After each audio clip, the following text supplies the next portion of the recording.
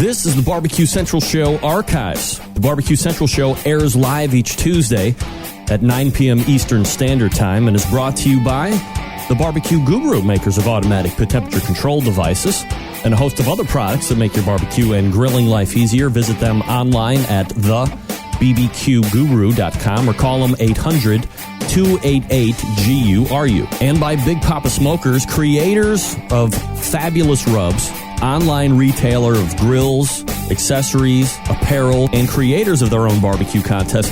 Visit them online at bigpoppasmokers.com. And by Butcher Barbecue, creators of injections and rubs, sweeping the nation, doing well in competitions and in the backyard. You can visit them at butcherbbq.com. And by Stephen DiFranco Jewelers, official jeweler of the Barbecue Central Show. Call 440-943-2700 and use key term Barbecue Brother when you talk to Steve, or visit them online at StephenDiFranco.com. And by Green Mountain Grills, one of the best pellet grills you can get on the market today, varying sizes, not only for your capacity of cooking, but for your budget as well. Visit greenmountaingrills.com for more information. And by El Diablo Mustard, looking for a little bit of heat and flavor in regular old yellow mustard, El Diablo has you covered. 6 different flavors to choose from currently, and you can find them at eldiablomustard.com. And by CookinPellets.com. Have a pellet-driven cooker? Why not try out some of the best pellets on the market and will not void any of your warranties, by the way? CookinPellets.com is the website. And by Cookshack, a premier manufacturer of electric and pellet-driven cookers, giving barbecue classes located in Ponca City, Oklahoma. Always running some kind of a special deal. Check them out at Cookshack.com. Hi, I'm Johnny Dam, host of the Damage Report radio show. When I'm not falling in love with the First Amendment all over again, I like to sit back, relax, and rub my meat to the Barbecue Central show. And now your host, Greg Rempe. Go, Greg. Yeah, rub that meat. So to get that perfect barbecue, you use wood. Are you sure it's safe? Whatever. We put the lighter fluid on, strike the match, and... Oh! Should we call the fire department? That might be a good idea.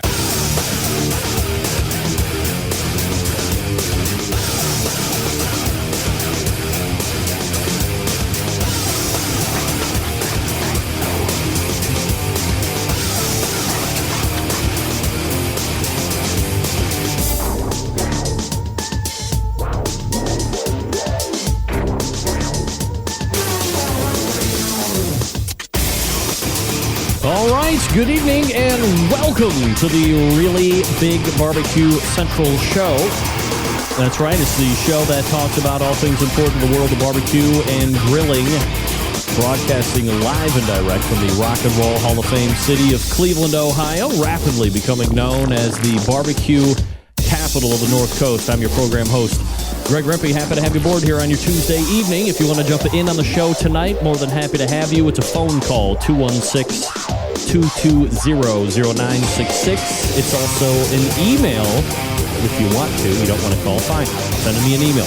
Greg at thebbqcentralshow.com. Again, that's Greg at thebbqcentralshow.com. Everything else you want to find out about the show can be found at the main website, thebbqcentralshow.com. And here's what's happening coming up in about 13 minutes from now. A monthly segment, recurring guest. Big news to announce as well when he's on with us in just a few minutes. Ray Lampe for the Ask Dr. Barbecue segment. Second interview segment tonight is open, and I'll get into that here in just a second. Surprises in store running amok. And then we'll move to the second hour. And the amount of email that came in over the course of this past Tuesday evening as the show ended last week, and now has been mind-blowing only because, believe it or not, finally the Competition Barbecue Round Tables are back, and it's brisket tonight. That's right. Widely considered to be one of the more difficult cuts of meat to really get a handle on, and that is brisket.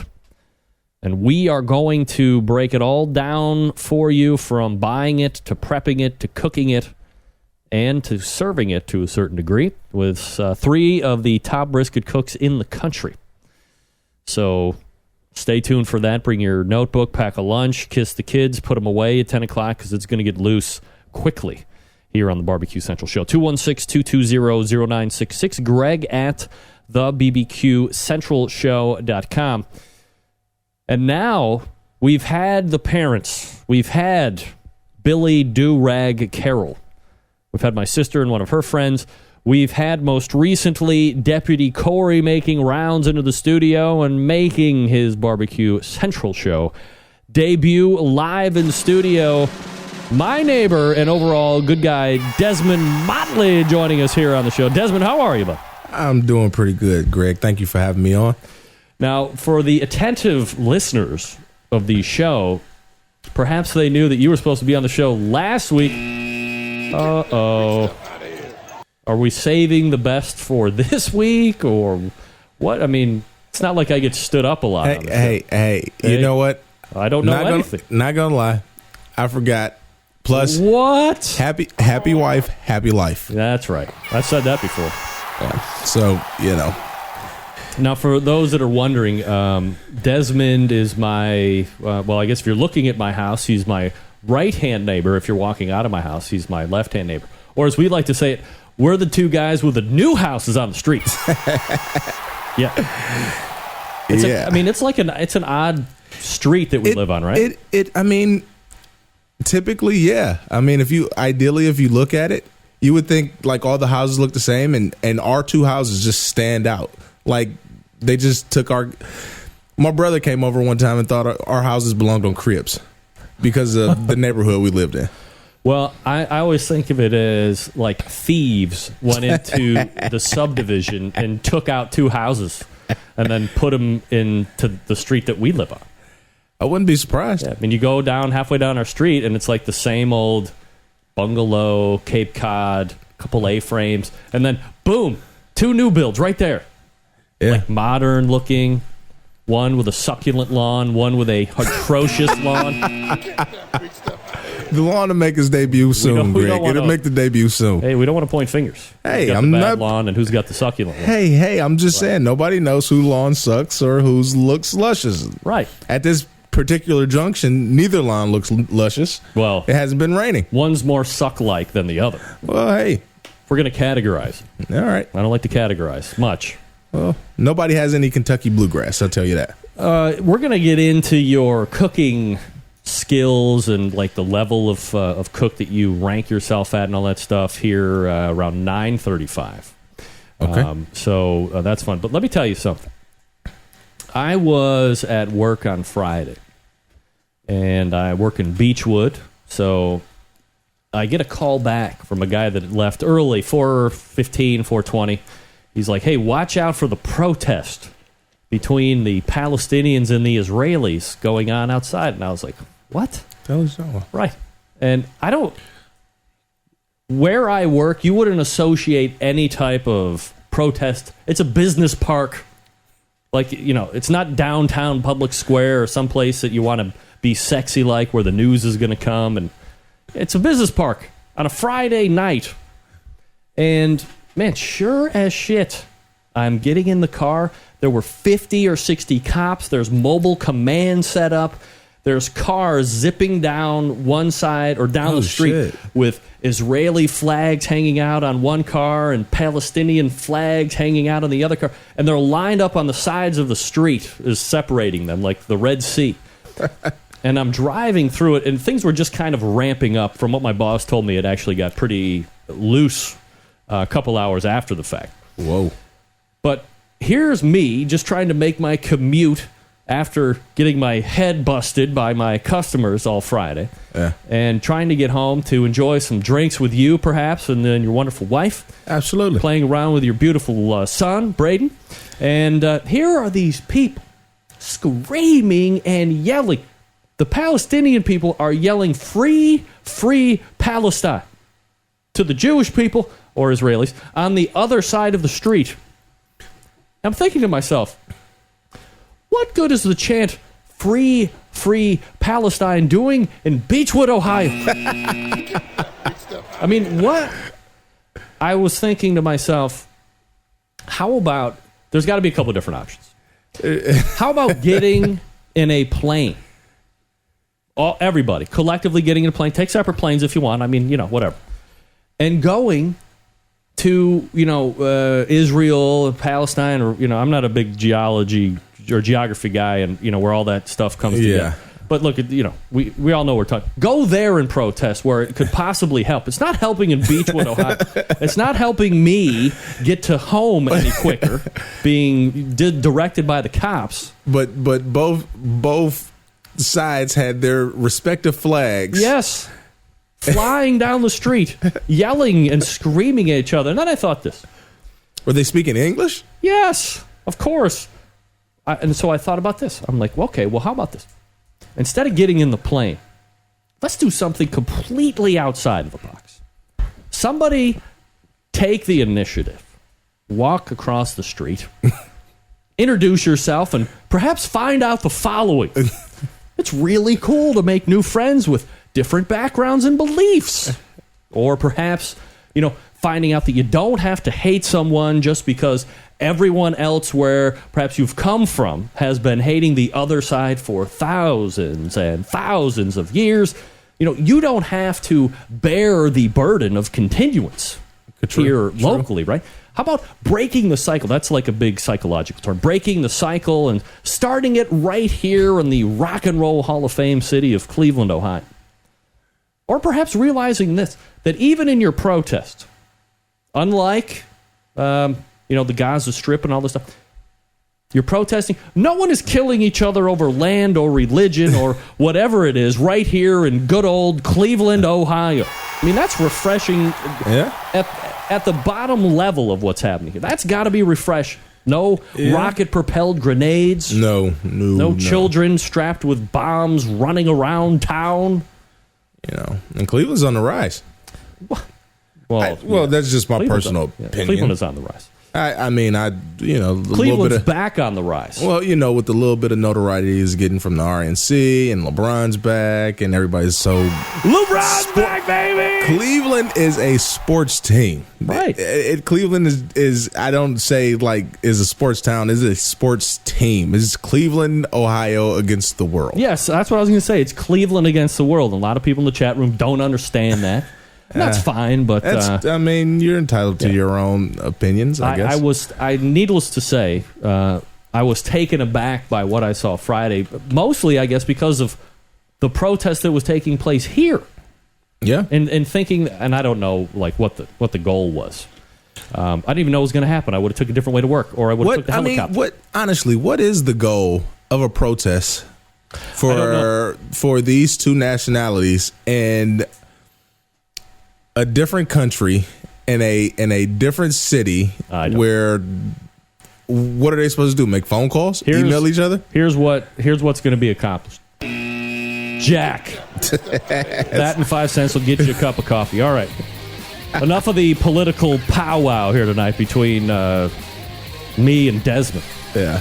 Let's, for instance, talk about something a little bit more refreshing. How about Cookshack? That's right, folks. Do you need an easy and consistent smoker for your barbecue? Check out Cookshack's largest residential electric smoker, the BBQ model SM066. Be a barbecue genius with this easy-to-use smoker now until August 7th. You'll receive free FedEx priority shipping and get a free gift when you purchase model SM066. Just tell the friendly and professional sales team at Cookshack you heard about this offer from the Barbecue Central Show, and you must use the promo code FREEGIFT. That's right, free gift, or you can call 800-423-0698. Of course, online orders can be found at Cookshack.com. The BBQ uses real wood chunks to smoke your foods. It's inexpensive to operate, energy efficient due to the spin glass insulation, and heavy-duty stainless steel construction. Features a digitally controlled thermostat system and a meat probe. It holds up to 50 pounds of meat and vegetables. All Cookshack products, of course, come with their famous no-risk 30-day money-back guarantee. So don't delay. The sale is for 3 days only. Order and use the promo code FREEGIFT when you check out at Cookshack.com, or again, give them a call, one of their friendly sales associates, 800-423-0698, and tell their staff You want the free gift deal, and you heard it right here on the Barbecue Central Show. Again, that's the AmeriQ SM066. You can celebrate barbecue every day. Hurry, because the deal ends Thursday, August 7th. Again, the website, Cookshack.com, and the phone number, 800-423-0698. Good friends over at Cookshack. Desmond, you're in line for an electric smoker soon, right? I'm actually on Cookshack as we speak. There you go. Free gift, right? You got it. Hey, you can't be free. All right, we will check in with the good Dr. Ray Lampe right after this. Stick around. We'll be right back.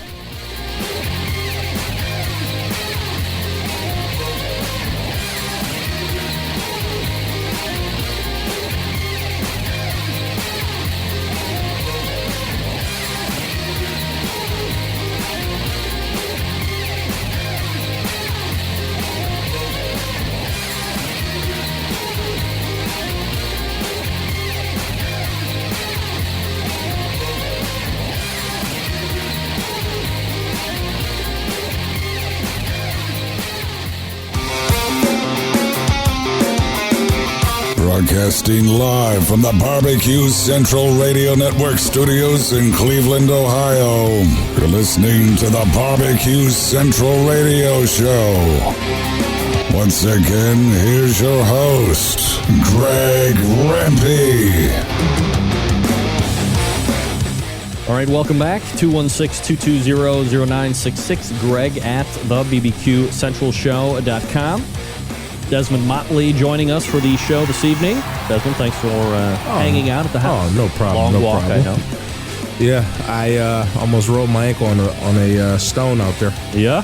Yeah. Luckily everything's okay with it. All right. Joining me now, you see him here on the show once a month. You've seen him on the television recently. You've seen him write books. You've seen him... He's basically one of the faces of barbecue in every facet. We race over to the hotline and... wait.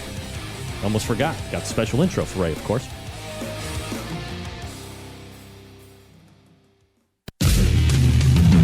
Have you got questions about barbecue or grilling, maybe as a hobby or even a business? Looking to get an expert's point of view? Why not ask Dr. Barbecue? You can submit your questions by clicking on the Ask Dr. Barbecue tab on the website. The doctor is in. Here's Ray Lampe with his nurse, Greg Rempe. Dr. Barbecue. There we go. Ray Lampe joining us here on the show. Ray, how are you, buddy? Well, you there, Ray? Yeah, can you hear me? Oh, yeah, there we go. All right, we got you now. So, I mean, it seems like it's been 2 months since we had you on the last time, although it was only really, it's only been 1 month. It's been a long July. What's happening with Ray right now? Man, that's a loaded question. Right. We're getting ready to do cook-off before kickoff starting Labor Day. And in between there, we're going to be at the World Food Championship. So I'm on the road starting Labor Day 13 out of 14 weeks. I'm going to Louisiana tomorrow. I'm going to Connecticut in 2 weeks. I'm going to Duluth, Minnesota for Grill Wars in between. And I'm sure there's some other things. Duluth, Minnesota for Grill Wars. Yeah, it's a fun event. I mean, it's nice and cool up there this time of year. They have a burger throwdown among all the butcher shops and bars and restaurants up there. And everybody shows up in the park at like 4 o'clock on Thursday afternoon, and they party hard for 3 hours, and they go home, and it's a rocking good time. Have you noticed, this is not even a question I was going to ask you, but I judged for the very first time in my life a couple months ago, I judged a rib burn-off here at one of the local cities in Willoughby, and it was horrific. But it was just open to the restaurants, so I think it was kind of like a promo type deal for the restaurants that are downtown. I mean, a lot of people aren't familiar with downtown Willoughby, but it's maybe a quarter-mile strip of old buildings, very historic looking, but it's really seen a revival. A lot of high-end restaurants. You have your kind of mid-30s to 50 crowd, successful snob sons of bitches. And they had the worst rib cook-off ever on the face of the earth. But are you seeing not a resurgence, but are you seeing more and more cities and towns kind of promoting businesses with these kind of cook-offs, or is it just kind of an anomaly? Well, I mean, cookouts are so popular now. It's on every channel all the time, and they're happening everywhere. So it's kind of normal to see. I mean, I'm not seeing a lot of it where I am, but I'm not surprised because everybody wants to have a cook-off. Everybody wants to do some version of Chopped, and everybody wants to be judged. And so, yeah, I'm not surprised to see that. I'm sorry to hear about the terrible ribs, though. You're sorry to hear about them. I had to eat them. Man, they were, let's just say the best rib, believe it or not, had open pit barbecue sauce as the base. Oh, good. Well, I like open pit. I'm a Chicago guy, but still. Yeah, I like it, but it's weird because it can stain your fingers orange in like half a second. Yeah. All right, Ray Lampe joining us here on the show. AskDRBBQ.com is the website if you want to go and submit a question for next month. We're happy to answer it. And you can also visit Ray's other website, DRBBQ.com, to keep up with what he has going on. Before we get into some of the TV stuff that we've seen you on recently and this other big news item that I'm not sure everybody knows about, but we'll talk about here to a certain degree tonight. Last time you were on, you were just either getting ready to launch or had just launched this online barbecue class. Fast forward, 4 weeks into that, where are we at and how are things going? Yeah, it's off to a really good start. It's actually a company called craftsy.com. If you go to my website and sign up, I get a few extra pennies, and it costs the same. Actually, when they launched it, they launched all their classes at half price, and I didn't know that. And I wasn't happy about it. I started complaining that I wanted it to be full price on my site, and they said, we can't do that. If it's half, it's always going to be the same price everywhere. So if you go to my site, I get a few extra pennies. But then I had the genius idea to buy onlinebbqclass.com and just point that at the page on my website that has it. It just makes it easier to find. And so that's what I did, onlinebbqclass.com. And I think that's going to be a good thing down the road. And it's done really well so far. I think I haven't really called them to ask them, but I'm really pleased with how well it's done. I don't know what the numbers are exactly, but it's I think like they paid me a number up front and I have to earn through that before I get any more money. And it was a decent number, and I've earned through half of it already in about 5 weeks. So I'm really happy with it. I think it's good. People are liking it. The reviews have been good. Nobody's mad at me.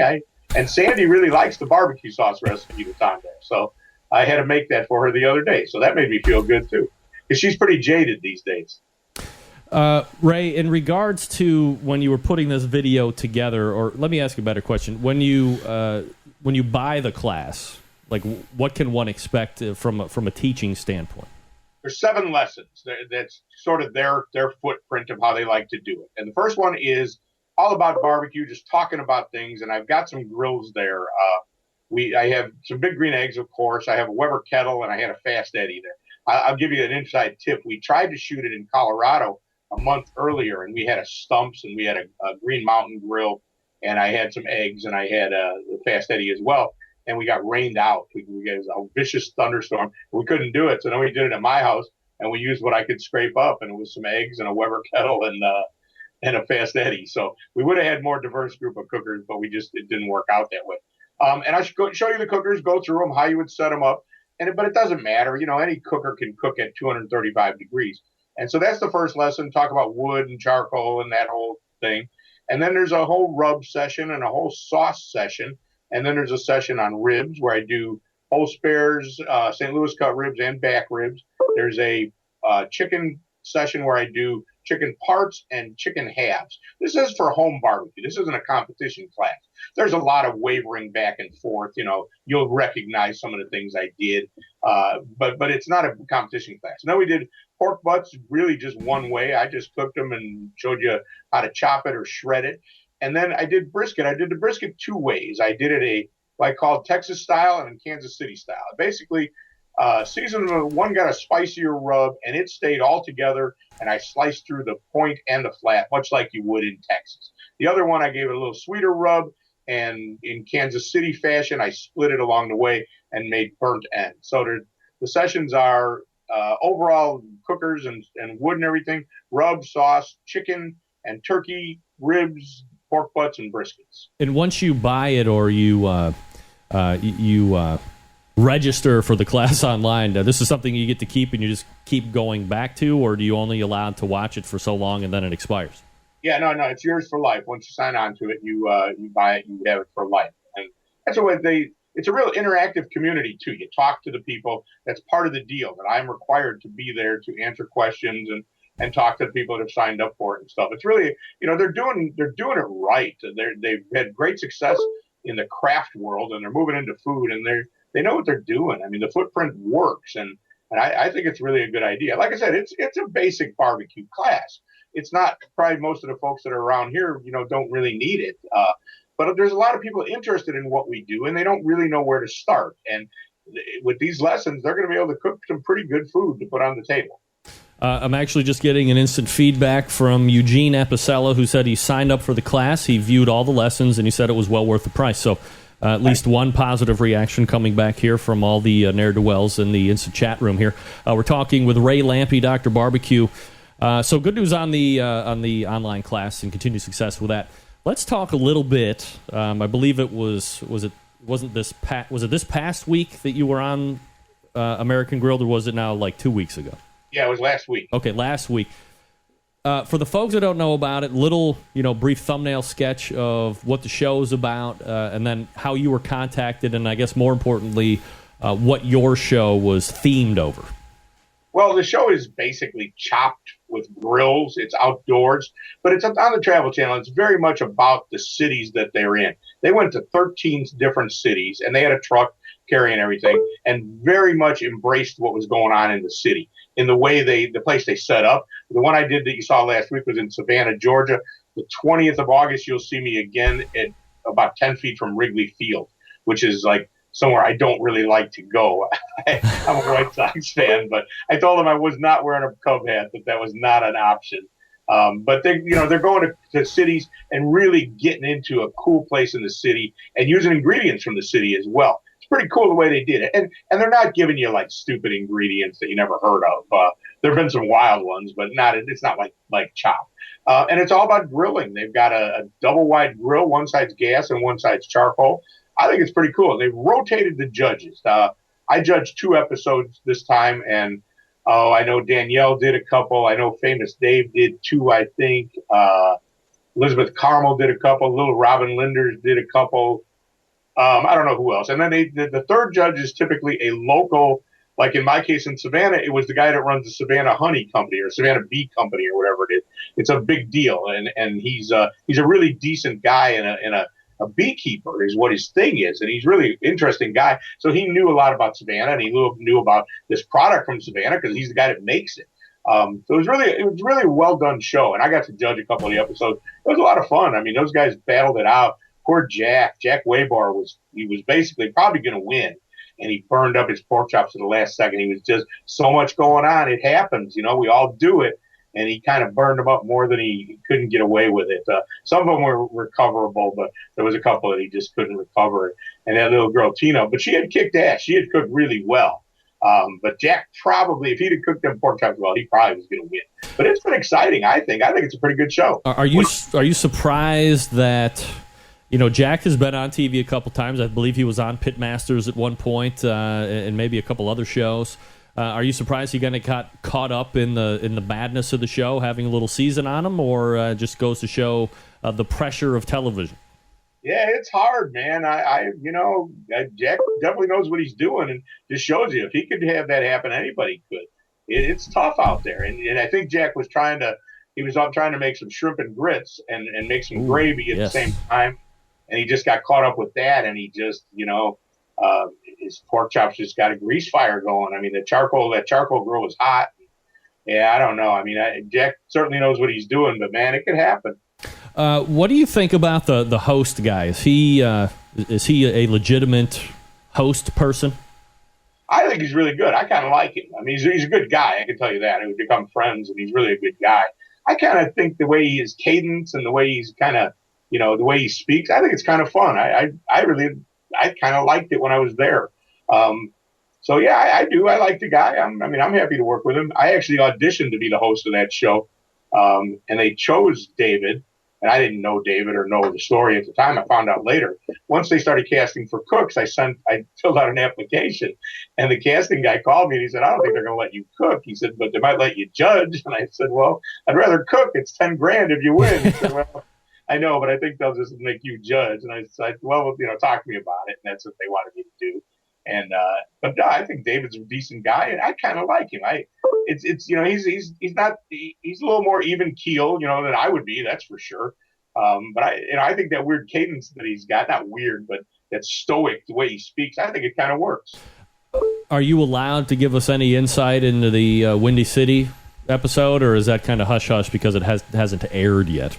Yeah, I'm sure I'm not supposed to say anything. I can tell you we were at the Wrigley Field, and it was actually a nice day. We didn't get rained on that day. We certainly had a lot of fun.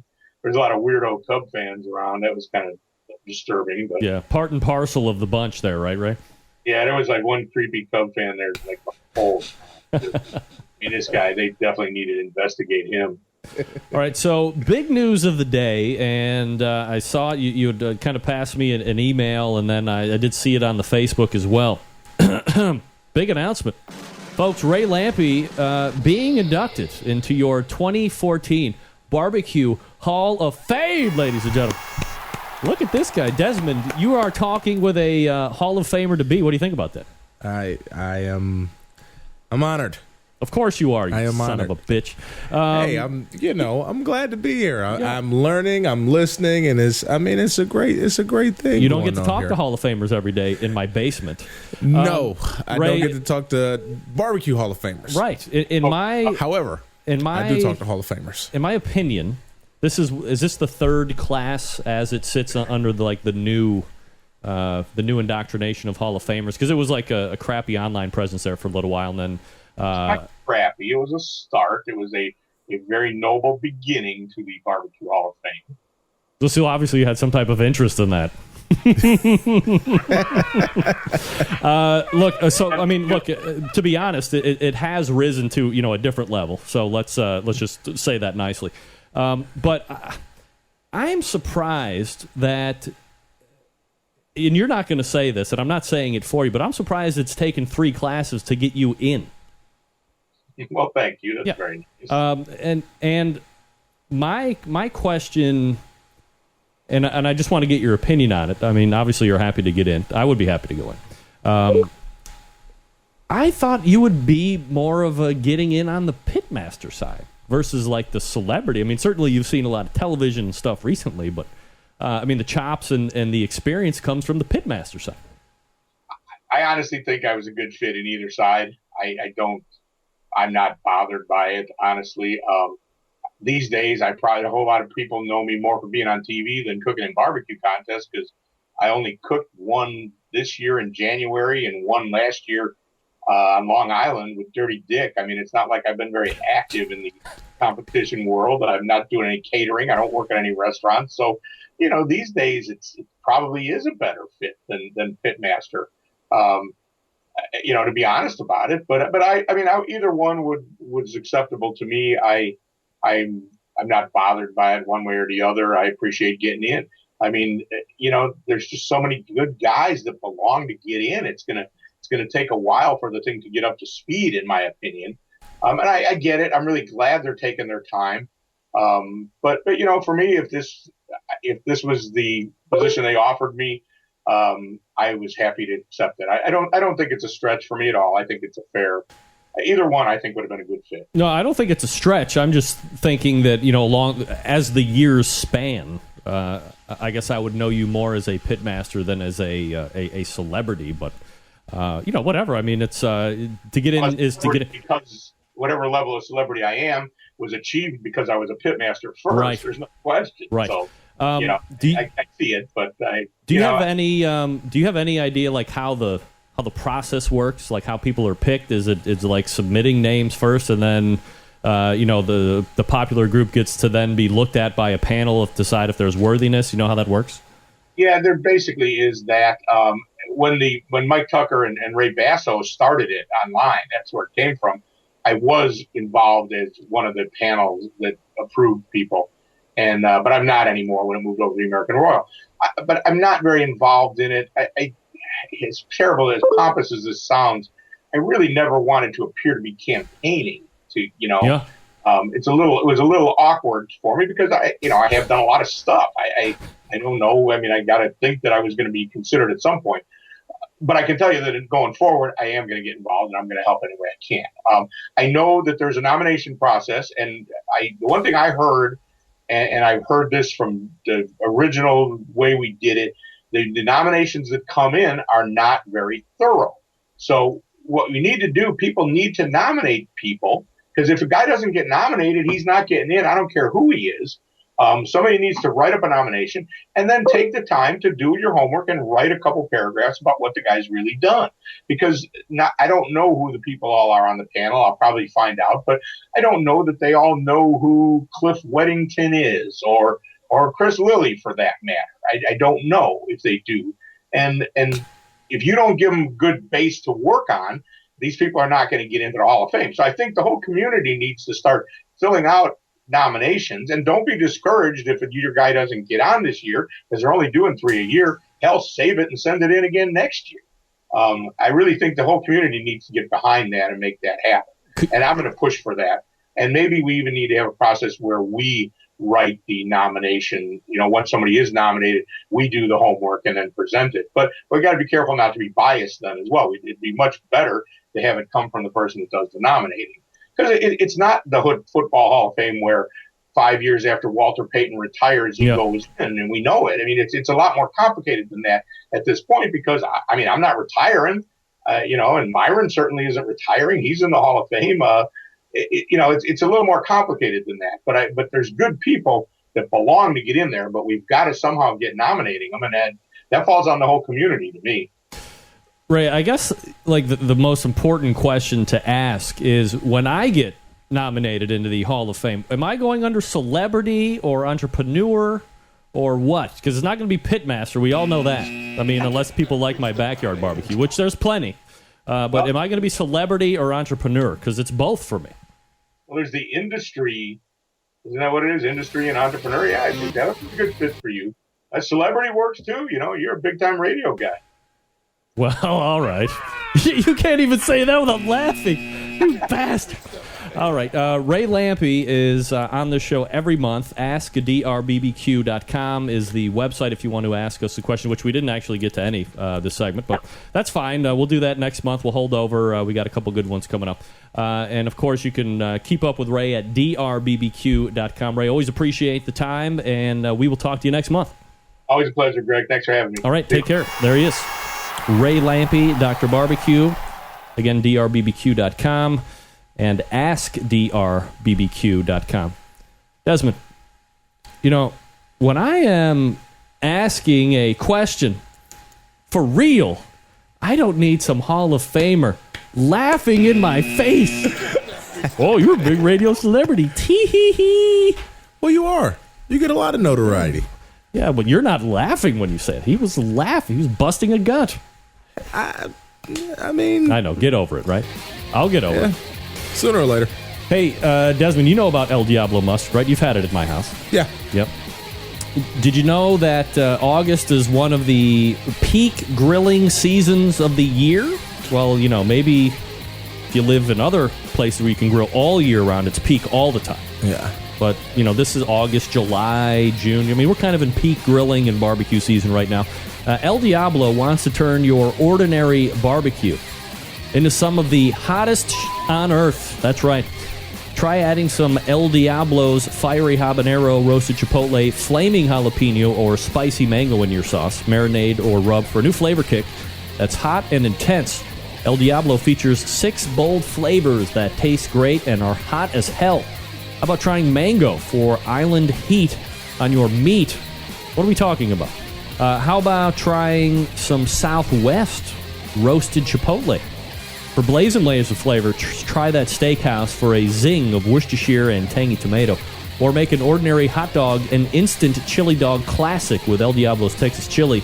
You can also try jalapeno on some hot bacon or a burger for real jalapeno puree and a mustard zing. Or, last but not least, habanero for a flavor inferno for you daring types that demand all heat all day. So get grilling, add some heat to your meat, and you can connect with El Diablo on Twitter or Facebook for recipes, tips, and giveaways. Bold flavors, great taste, hot as hell. El Diablo Mustard. That's LDiabloMustard.com. I don't think they have them in Giant Eagle yet. But you can get them right at my personal pantry grocery store, right? That's right. Yeah, absolutely. You like the jalapeno? I like anything hot. Anything? I like spicy foods. I mean, I haven't ventured off into ghost peppers yet. However, no, sir. However, I indulge in a little bit of spicy food every now and then. Yeah, all right. Well, we should lay out all of the flavors on the bar after the show and do spoon shots of El Diablo Mustard. What do you think? We'll talk about it. All right, we'll talk about it. You, on the other hand, go to eldiablomustard.com. Pick up yours today. We'll be back with an open segment and Desmond Motley right after this. Stick around. We'll be right back.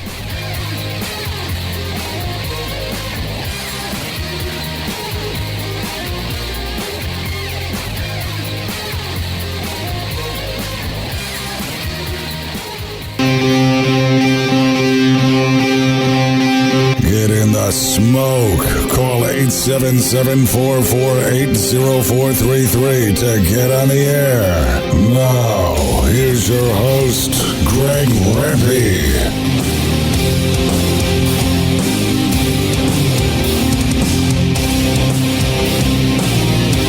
All right, we are back. 216-220-0966. Greg at the BBQCentralShow.com. Just a little bit of insider information here. If you are guesting in the studio, you really can't see, like right now, if you're watching, you see me looking at you, you see handsome Desmond Motley looking at you. But the way it looks, or let me say the actual setup, a little different than you're seeing it here. Of course, the people that are listening on the audio file, they don't give a shit how anything looks. They're just listening to our voices, which is fine. That's how the show was originally born. But then we added the video component. So if you're looking at me, basically there's computer monitors right in front of me to the tune of 3 and a high desk, and then my camera right here. And then off to my left-hand shoulder, and I can't see him, is Desmond. And he's got a light on him and a camera in his face. But we can't really, see each other. No, right? Not at all. Right. So you can't see this middle finger I'm giving you. Yeah. Maybe I'm not giving. You don't know. You just can't see. I don't know. And I'm afraid to do anything because I know you're watching me. I can see you. That's right. Bitch. So what we need to do is get the TV feed monitor. So you can at least have a TV screen up here so you can see me, or you can see the whole show feed. Yeah. I think the show feed would be a little bit more beneficial. Yeah. That way, you can...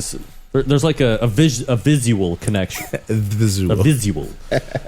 And Desmond was just recounting a story in the break that he's like, God, Dr. Barbie sounds familiar, and then he went on the Googles, and you, of course, then recalled that you've seen this guy on television a bunch. Yeah.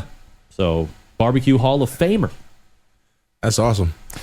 Have you ever talked to a football Hall of Famer? Football Hall of Famer. Or any Hall of Famer. I haven't talked to one. I mean, I met Chris Carter before. Yeah. Met Shaq before, Basketball Hall of Famer. Is he in the Hall of Fame? Not yet. Not yet. You might as well consider him a Hall of Famer. Yeah, he's first ballot. He's tall. I mean, you oh my gosh. You think I'm tall.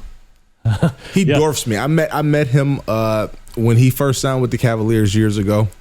And he was shooting, believe it or not, he was shooting an Icy Hot commercial at John Carroll. Why John Carroll? I don't know. And he pulls up in this big dumbass truck that was it looked like a what do you call one of those freight trucks? Yeah, big. Like a big box diesel truck with the Superman symbol all over it. All the kids on campus is going crazy for him. I mean, one of the nicest guys, down to earth, goofy, you name it. He's Shaq Fu. Shaq Fu, Shaq Diesel, the big Aristotle, the big cactus. Whatnot. Amazing person. All right, so people can't tell because you're sitting down, so everybody kind of looks the same when they're sitting down. Yeah. But I mean, you're what, 6'5", 6'6", 6'4", 6'4", yeah. And you're a pretty big guy. 280. Yeah, I mean, you can handle some business if the chips were down. I would want you in my corner. Especially me because I'm about 100 pounds. Wet. I believe in non-violence these days. Yes. Since Brayden has been born, me Well, staying out of jail is a good thing. Yeah, you staying out of jail is good, and if the chips are ever down, you on my team is a good thing. That's what I'm saying. All right, so Desmond is my next-door neighbor, and if you're just joining us late and wondering who the guest is. So, I like to talk with what I consider to be my kin, which is the backyard barbecue guy. Man, on this show, you catch the show from time to time. I'm talking with these guys that are out there busting their hump on the trail. Yeah. They're some of the top pit masters in the country, highly ranked within various sanctioning bodies. For instance, in the second hour, we're going to be talking to the current number one KCBS Team of the Year points race leader and first in brisket, Donny Bray from Warren County Pork Choppers. We're going to be talking with Jason Ganahl from GQUE Barbecue, who's 11th ranked in KCBS for brisket. And we're going to be talking with Jim Elser from Sweet Smoke Q. They're making up the panel, who's second in brisket in the Florida Barbecue Association. But he's also first in the Florida Barbecue Association's Team of the Year points race. So there's really no better cooks in the country right now. They're going to be able to talk about brisket, so we're looking forward to that. But the majority of people that listen to this show probably don't compete. Probably never, maybe didn't even know there was a competition circuit out there. Like, for instance, Desmond, did you have any idea that in various parts of the country, or not even various parts of the country, did you know that there was a circuit that you could get on and cook literally every weekend from the end of January until almost the end of December? I was unaware of that. Yeah. I was unaware of that. However, I do like to watch, on my television. I catch a couple, not necessarily chop, but, pit masters. I'm in love with pit masters for some reason. And, I just think that I like competition. I like grilling. So, it's a very, very high interest of mine. And I just keep plugging away and see what I can learn. All right, I'm getting a question in the instant chat room from a sponsor of the show, also one of the top cooks in America right now, Dave Bosker from Butcher Barbecue. How many ribs can you eat? That's a true measure of how barbecuers measure a man. So I can eat, we might need to clarify that.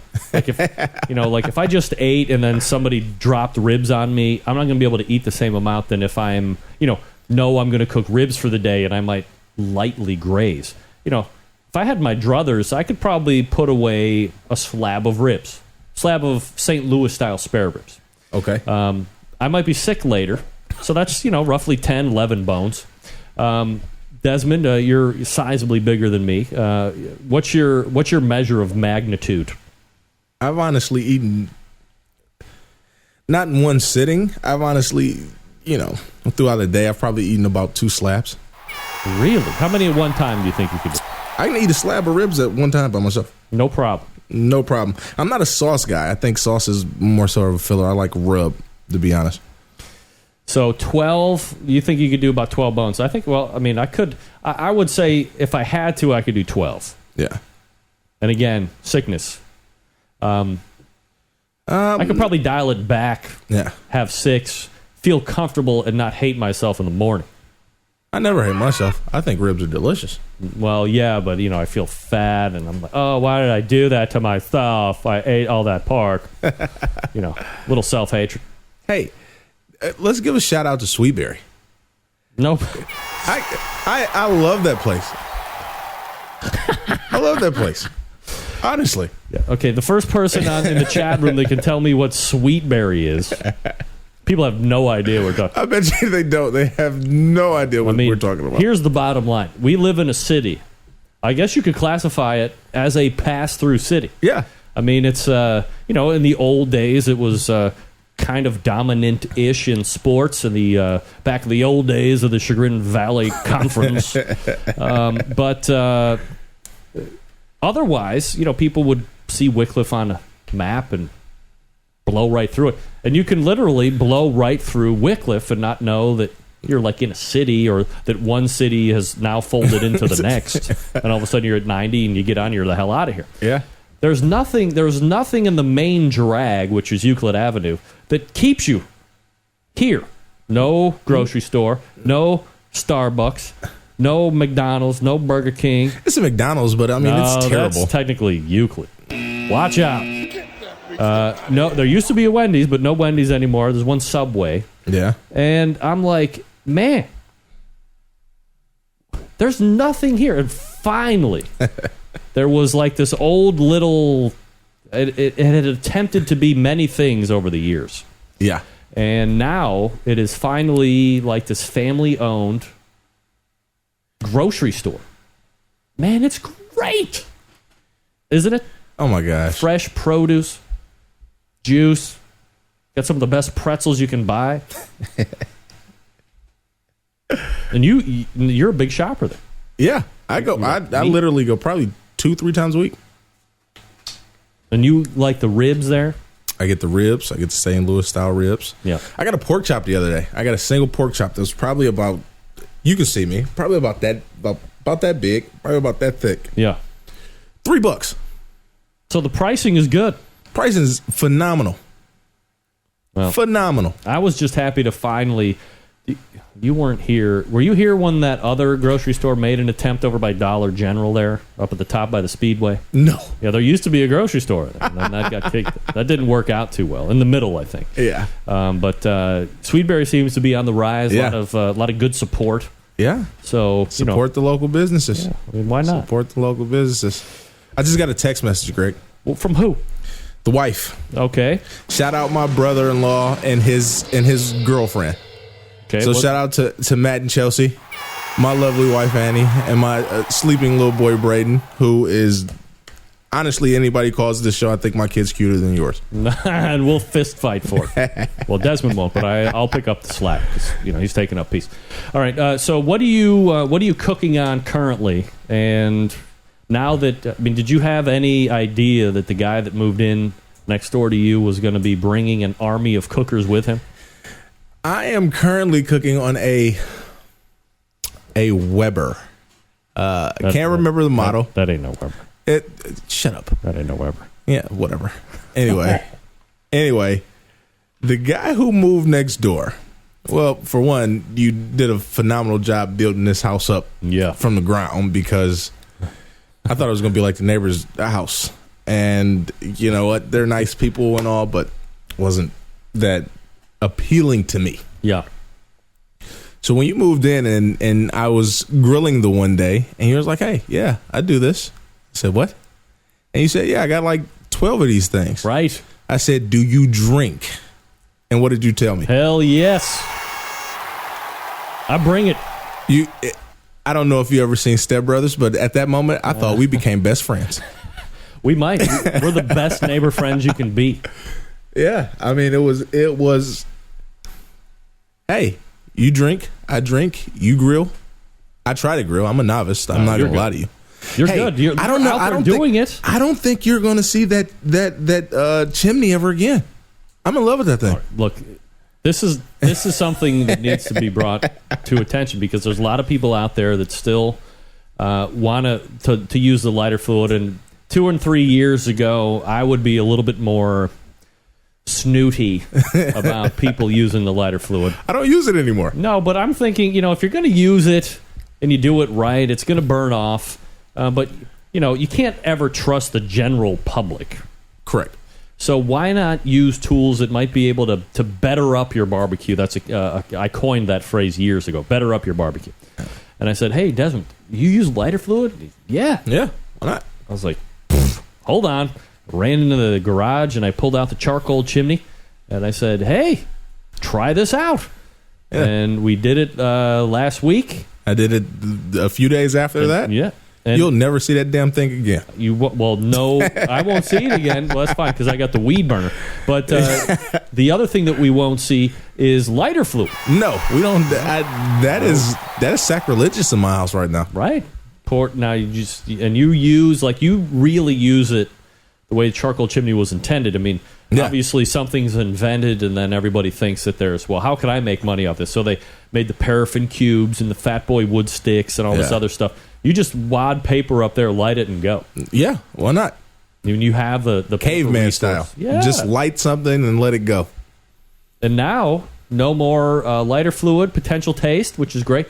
Here's the question, I guess, that needs to be asked. Have you noticed a flavor difference in the last couple times you've cooked compared to all the other times? You know what? I've kind of noticed a small change in the taste. Not necessarily a drastic, because I would literally let the coals burn white. Yeah. So that would definitely, but it's still residue that was on the coals, and you can kind of taste it. I don't taste it anymore. I taste my rub. I taste whatever I'm cooking. It tastes pretty good. Now the only thing we need to do is start getting you to buy all lump hardwood charcoal, and then I'll have completely converted you. Know what? You. Right? I will go get some tomorrow after I leave work. I'll go. You're going to be you won't be here. No, the downside is that you can only buy certain kinds because there's a lot of crap out there. I know, but we'll educate you on that. Hey, and then you'll be like my complete convert, and then I'll get you the Weber Smoky Mountain I got sitting off on deck. Absolutely. And then you'll be really barbecue. It's going to be great. Yeah. Before you know what we need to do? We need to do another family mosh posh of everything that we did the one time. Believe it or not, those asparagus that I put on the grill, they were done with lighter fluid on the charcoal. Yeah, well, they were good. See, you're doing it the right way. You let it burn off. That's what I'm saying. 3 years ago, I'd just be giving you the riot act. Yeah. Not anymore. Forget it. All right, we're talking with Desmond Motley, my neighbor. A lot of people wondering if this guy's a local guest. Yeah, believe me, he doesn't get more local than this. My son knocks on your door. Yeah, Deputy Corey seems like a long-distance neighbor compared to Des. Just, because of where he is. All right, folks, let me talk to you quickly about Big Poppa Smokers. That's right, Sterling Ball and the gang over there. Big Poppa Smokers is the one-stop shop for anyone interested in barbecue, featuring a comprehensive selection of all American-made grills, spices, sauces, accessories, and even a kit that gives you everything you need to make that world-class smoker out of a 55-gallon drum. BPS has made a name for itself by making an award-winning line of championship rubs. Their rubs have won almost every major competition barbecue event, including the 2012 and 13 World Series of Barbecue in Kansas City, the 2012 Jack Daniels Invitational, and the 2013 Kingsford Challenge, 2014 Houston Livestock and Rodeo. Of course, many more to come down the road. Big Poppa's has also banded together with a fellow California-based rub company called Simply Marvelous Barbecue to form what has now become known as the West Coast Offense. Defying conventional wisdom, these two California-based barbecue rub makers have cornered the market on competitive barbecue and begun to redefine the flavor profile that competitive cooks from across the country have begun to aim for. They've even created two of their own unique competitions: King of the Smokers, which brings the best of the best in barbecue head-to-head, and a back-to-basics competition. King of the Smoker is unique in that contestants may not use any electric device such as a pellet cooker or pit minder, and contestants are just allowed to use charcoal, wood, and their wits to win one of the most high-stakes barbecue competitions around. Of course, the other one is the Guinea Pig, which is a contest or a cost-controlled competition that helps to bring in newcomers to competitive barbecue. It's also featuring prize distributions all the way down to 10th place in each category, which helps provide incentive to get new competitors into the world of competition barbecue. On top of all of that, Big Poppa has created a unique brand ambassadors program, the BPS Elite Team, featuring 15 of the best competition teams in the country, working together to promote camaraderie, competition barbecue, and to benefit children's charities across the U.S. Keep in mind, folks, that Big Poppa Smokers has been able to do all this within only 4 years of being in business, turning the competition barbecue world on its head, creating their own unique competitions, becoming a staple of a nationwide restaurant chain, and benefiting children's charities across the U.S. It's just the beginning for Big Poppa Smokers. BigPoppaSmokers.com, the website. Check them out. You'll be happy that you did. We're back to wrap up the first hour right after this. Stick around. We'll be right back.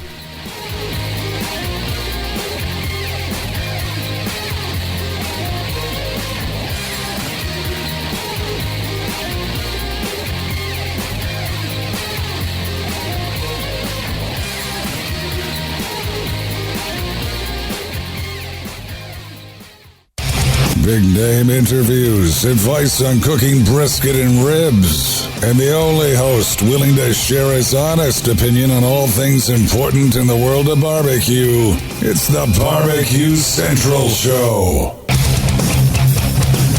All right, welcome back. 216-220-0966. Greg at the BBQCentralShow.com. Thanks again to Ray Lampe for joining us in the first interview segment. Desmond Motley sitting in tonight. Desmond, are you a fan of paninis? Yeah. A couple guys in the chat room saying one of the only things they miss about Ohio is the panini sandwiches. Would you miss panini sandwiches if you moved out of Ohio? No. Yeah, me neither. No. Screw it. I would miss unique things. You know what? A lot of people don't know what Polish boys are. When you go to places and you order like a Polish boy, yeah, they don't. You know what? They don't know what those are, and I'm looking at people like they're crazy. Is po' boy and Polish boy the same thing? No, two different sandwiches. Mm-hmm. All right. Well, we don't have time to discuss the. We will not get into po' boy and Polish boy. Does po' boy have shrimp on it? It can, yeah. Yeah. All right. I'm showing. I don't have. I never knew. Polish boy. You know, I like Slyman's Deli down at 20th Street. You go to Slyman's, you get a corned beef sandwich. I get Reuben. Ugh, no. I love Reuben. I love sauerkraut. No sauerkraut. Thousand Island dressing, and I like a Mile High corned beef. No. Give it. All day long, twice on Sunday. Mile High corned beef. Yep. Swiss. Yeah. Mustard on rye. Oof. Beautiful. Yeah. And you know what? Some places will actually toast your rye bread for you. Yeah. Love it. I like a little crispy bread to play on the juicy corned beef. Unbelievable. A little bit of a texture change in your mouth. That sounds weird. I'm not touching that subject. That's what she said. I get sound effects over here. I know you do it. I hear them. Oh, right. We are going to step away real quick. We'll load in for the BBQ Round Table. Coming up next, you are listening and watching the BBQ Central Show. Right here on the BBQ Central Networks.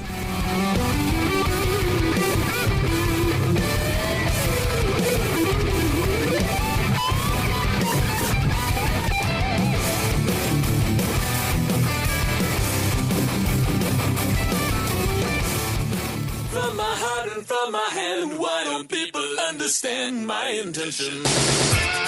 Happy to have you aboard here for the really big barbecue show. We cook because we have to, and we grill because we want to. Fine, how's it going? You have a great show. I'm a big fan. So what seems to be the problem here? This man looks like he's dead, and he's in the crackle. Charbono! It's all about the charbono, dude! Succulent fish, what? He ate 54 wieners. But listen, Lavernius, shake a face. I'm shaking like a dog shit peach seeds. We have top men working on it right now. Who? Top men.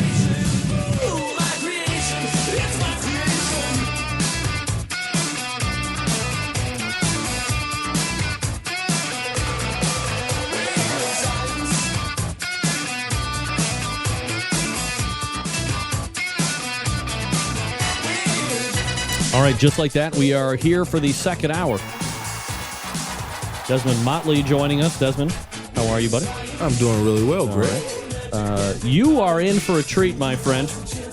Believe it or not, we have three of the top pitmasters in the country ready to, as we say in the industry, get loose.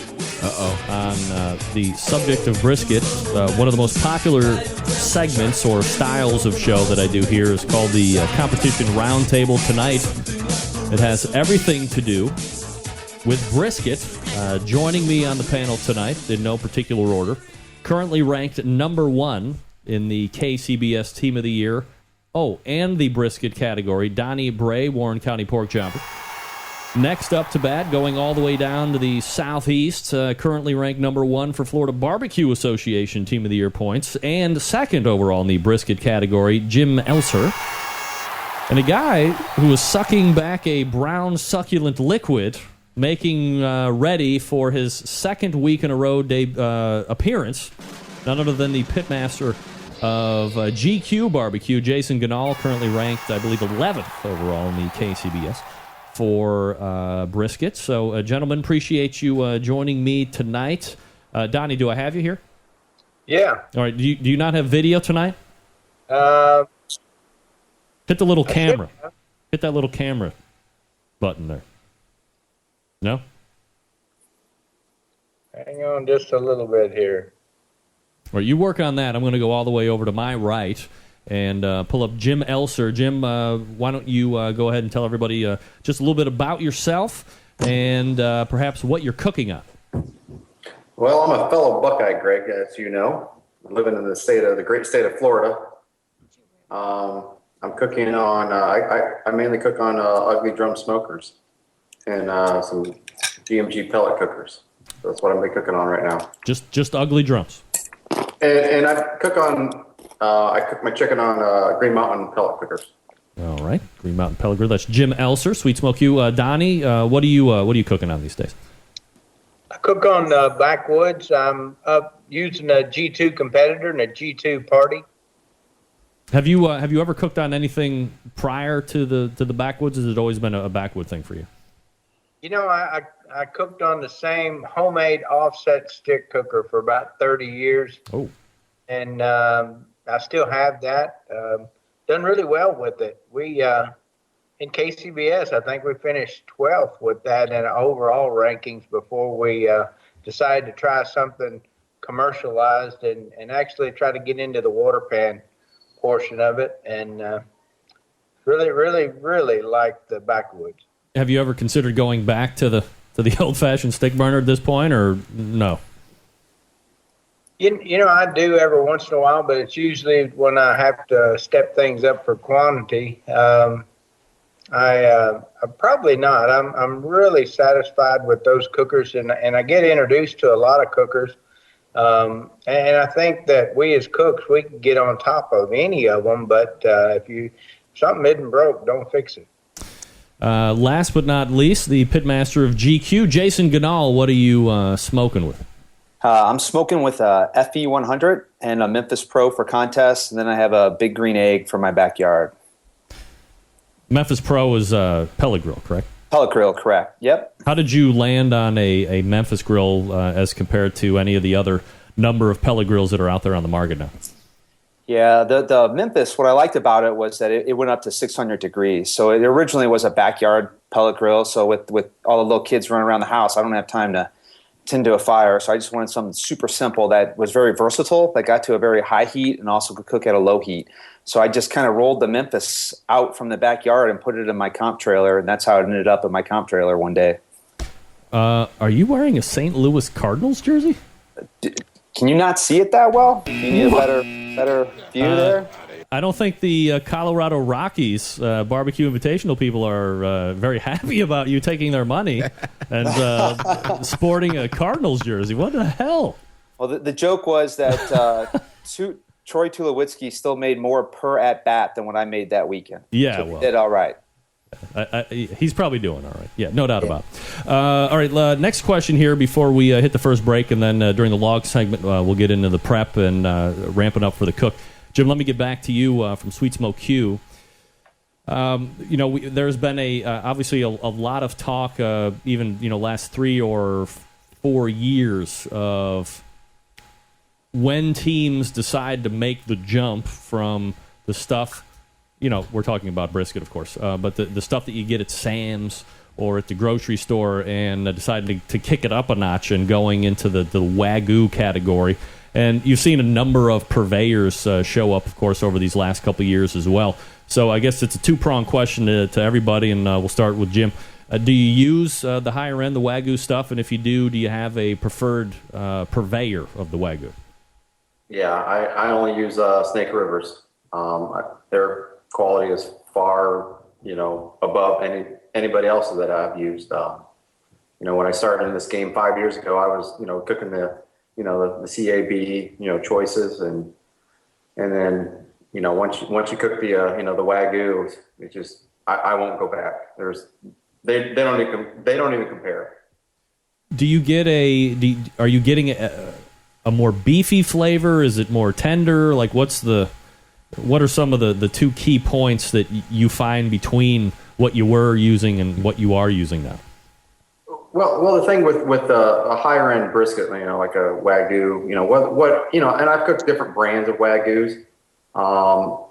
The flavor is just, in my opinion, it's so far superior than a choice or a CAB. And I've done well with a CAB. Just the flavor is just night and day difference. And the tenderness is night and day.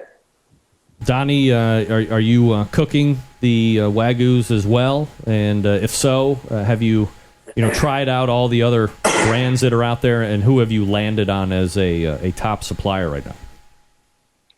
I'm doing the Snake River Golds. I done well with the just cooking a prime a couple of years ago, and that got me into points of in the brisket category. But the supplier that I had, and then how long I would age them, it just seemed like it took me forever to get my program together, because I was aging them out about 35 days and then buying a case at a time and culling out. And when there was a difference in the way that Wagyu cooked, and once I got on top of that, I'm afraid to go back. I just asked Jim this question and wanted to get your take as well, Donny. What are the one or two key things, flavor-wise or texture-wise or whatever, that you found when you jumped up? Well, I do think it has quite a bit more flavoring with the marbling that it has. Fat's where it's at. So I don't like cooking any kind of lean meat at all. It just and the Wagyu being just a little bit more forgiving, I feel like, that when I start trying to break it down. But I really like the Snake River briskets, and I'd been cooking the just the regular black and just switched over to the gold. I am seeing a difference in those and how they cook. Brisket's a finicky piece of meat that has, they won't cook the same all the way through. Normally, you got a hard end and then an end that's got a lot more marbling. So once you get used to that, it's hard to go back, I think. Are you paying more for a gold, or is it just a color thing and you don't have to pay more because it says gold on it? I think it's about $50 more. Wow. So, what's your cost on a brisket right now? Those golds are probably, with shipping, getting close to $200. Real for one? Yeah. Wow, that's a pretty big expense, Desmond. That's pretty expensive, right? Be honest. And I cooked 17 to 20. So. Wow. All right, Jason, you're up. Have you also ventured into the higher end stuff? And if so, when did you decide to make the jump if you didn't start out with it, I guess? I mean, a lot of the younger teams might just start out with that stuff. Yeah, and that's what I did. I started out with a cab, and kind of like the way the golds are taking over right now, the Wagyus took over, at least out here, about a year and a half to 2 years ago. And now we're starting to see everybody move over to the golds too. So I started out on cabs, and then once everyone starts cooking the blacks, you don't want to bring a knife to a gunfight, right? So I started cooking the blacks, and now everyone's cooking the golds, and I'm hoping I don't have to move up to the golds. But if everyone starts doing it, it's just what you have to do if you want to compete, in my opinion. Do you not want to have to do it because you're going to be dipping into the pocket a little bit more? Yeah, you're basically starting out with those golds. You're starting out with a 180 brisket, with a perfect brisket, and you just can't screw it up. And you got to hope the judges see it that way too. And that's the frustrating thing, is the judges don't always see it the way you see it, right? So if you cook it right and you don't do well, and you just spent $250 on a brisket, and you might make $50 or $75 back, that puts a dent in the old pocketbook, doesn't it? Yeah, I think so. But as you guys probably are well aware, it seems that competition barbecue is getting more expensive, and you're not making $1 million, winning all of these different things during the course of the year. But a different round table for a different day, I'm sure. All right, guys, sit back, relax here for 3 minutes, and we will come back and talk about all the pre-cook stuff that you guys do. We're talking with Donny Bray. We're talking with Jason Ganahl. We're talking with Jim Elser about brisket tonight here on the Brisket Round Table on the Barbecue Central show. Let me talk to you quickly about Butcher Barbecue. That's right, folks. We all know Butcher's is well known for the injections, the pork, the beef, prime injection, the bird booster, which has all combined The Prime injection has combined all things loved from their beef injection, using its award-winning flavor enhancer, its ability to keep your brisket juicy. They've combined it with the Competition Standard in beef flavor, available for sale right now, butcherbbq.com. Of course, the Bird Booster available for the poultry. A lot of people whining and complaining that you can't get the flavor all the way down inside of the meat. Well, guess what? Now you don't have that excuse. You can get the Bird Booster, put it all the way right down there, right down next to the bone if you want to, for crying out loud. Now, if you're looking for a go-to rub or a go-to sauce, you've hit the mothers, I tell you each and every week. Butcher's Barbecue, a full line of award-winning rubs. One of my favorites is the honey rub. I used that extensively this past weekend on the spare ribs that I did, also on the pork butt that I did. But maybe you like steak and brisket rub. Butcher's Barbecue got you covered right there. How about premium rub, especially if you inject with Butcher's? Because it's formulated to work with the injection, a perfect 1-2 punch to impress either judges, like my panel tonight, or just like friends, like me in the backyard. Of course, last but not least, the sweet barbecue sauce. When it comes to sauce, I'm as picky as it gets. But your sweet barbecue sauce wins in every category for me. Not overly sweet, a nice slice of tang, just the right amount of back-end heat, and for crying out loud, no liquid smoke. Dave took the time and effort to make quality sauce, no shortcuts. I suggest getting a bottle of 6 because they're going to go very fast. No worries about breaking the bank when it comes to shipping either. Items totaling up to $55 ship at $8.50. Between $55 and $200 ship at $9.75. And anything over $200 ships for free. If you didn't order in July, you slept. You could have saved $5 extra on shipping, for crying out loud, but you snoozed, you lose. Nevertheless, head on over to Butcher's Barbecue right now. Stock up. ButcherBBQ.com. That's again ButchersBBQ.com. Always trust your butcher. All right, we're back with the pre-cook events with our brisket round table. Stick around. We'll be right back.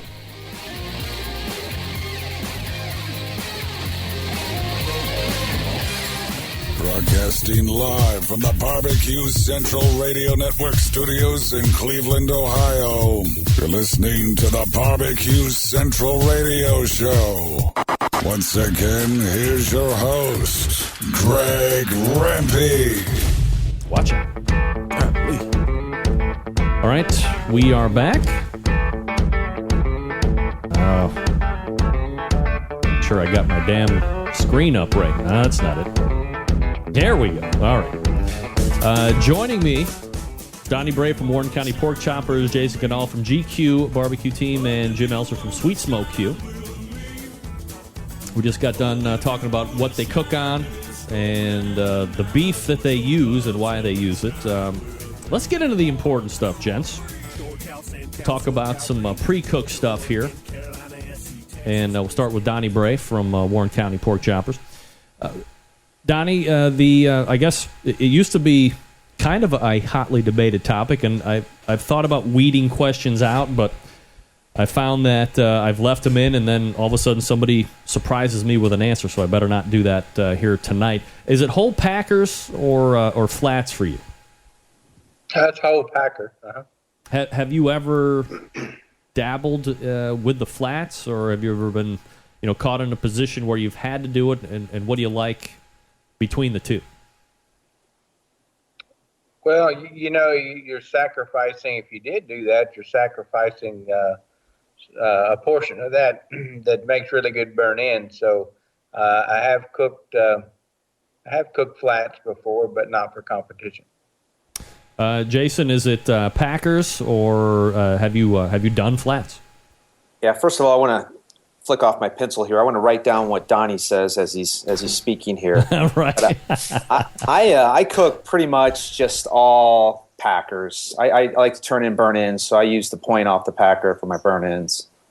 Have you ever used flats before, Jason? Or no, I don't think I've ever. I mean, I've cooked them in my backyard, but I've never for a contest ever used flats. Jim Elser, Sweet Smoke Q, is it flats or packers? Packers. Ever messed around with the flats? Yeah, I think my first two contests 5 years ago, I did flats, and I know for a fact my first contest ever, I did a flat, and that was my first brisket ever cooked in my life. But down here in Florida, or the Southeast is, I think the judges are looking, with the Packers, with the burn ends, like Donny said, they're looking for some, that's the last category. So they're looking for something sweet. And down here, our burn ends are real sweet. All right, so let me ask this quick question, which isn't on the thing. Do you ever not turn in burn ends, Jim? It's very rarely, but if I feel they're going to hurt my score, I will not turn them in. But I down here in the Southeast, I really do believe that the judges are looking for that, and I think it does affect your score. So if they're not up to par, I don't turn them in, but 98% of the time I do. Jason, do you always if they're right and it's not going to detract, will you always turn in burn ends? Yeah, I will. And I used to not be able to get them right all the time, so they used to stay out of the box. And you could still, 2 years ago, you could still do good turning in just flats. I don't know what it's like now. I've turned in burn ends probably like my last. I only do at most 15 cooks a year, but I've turned in burn ends probably my last 20 cooks. Do you feel like if you didn't, you would be in a disadvantage situation? Well, there's one person that I know is listening to your show right now. I think it was David. I don't remember who it was. No, it wasn't David. It was Tuffy. It was someone on Pitmasters. I couldn't remember a couple of years ago. And they made the comment, I think it was Tuffy, right, that made the comment that judges are expecting burn ends and someone didn't turn in burn ends. Therefore, a true pitmaster, it shows the skill, turns it in. And I think at that moment, a lot of judges saw that. And I think that's what kind of changed it. Whether or not it actually did or not, that's the perceived change kind of out here and amongst the cookers I talk to and stuff. So, yeah, a lot of people out here are turning in burn ends if they really want to impress the judges. Of course, Jason, judges aren't expecting anything. That would be ludicrous. Of course, right. Donny, assuming they aren't going to hurt you, are you always looking to turn burnt ends in? Me? Yeah. And let me ask you the same question I just asked Jason. Do you think that if you didn't turn them in, that you wouldn't feel as comfortable with your brisket turn-in as you would if you're turning them in? Was that a question to me? Yes. Yeah, I just tried that this year. Rome, Georgia. A couple of months ago, I had some burn ends that I felt like were just lacking just a little bit, but I had some slices that were over the top.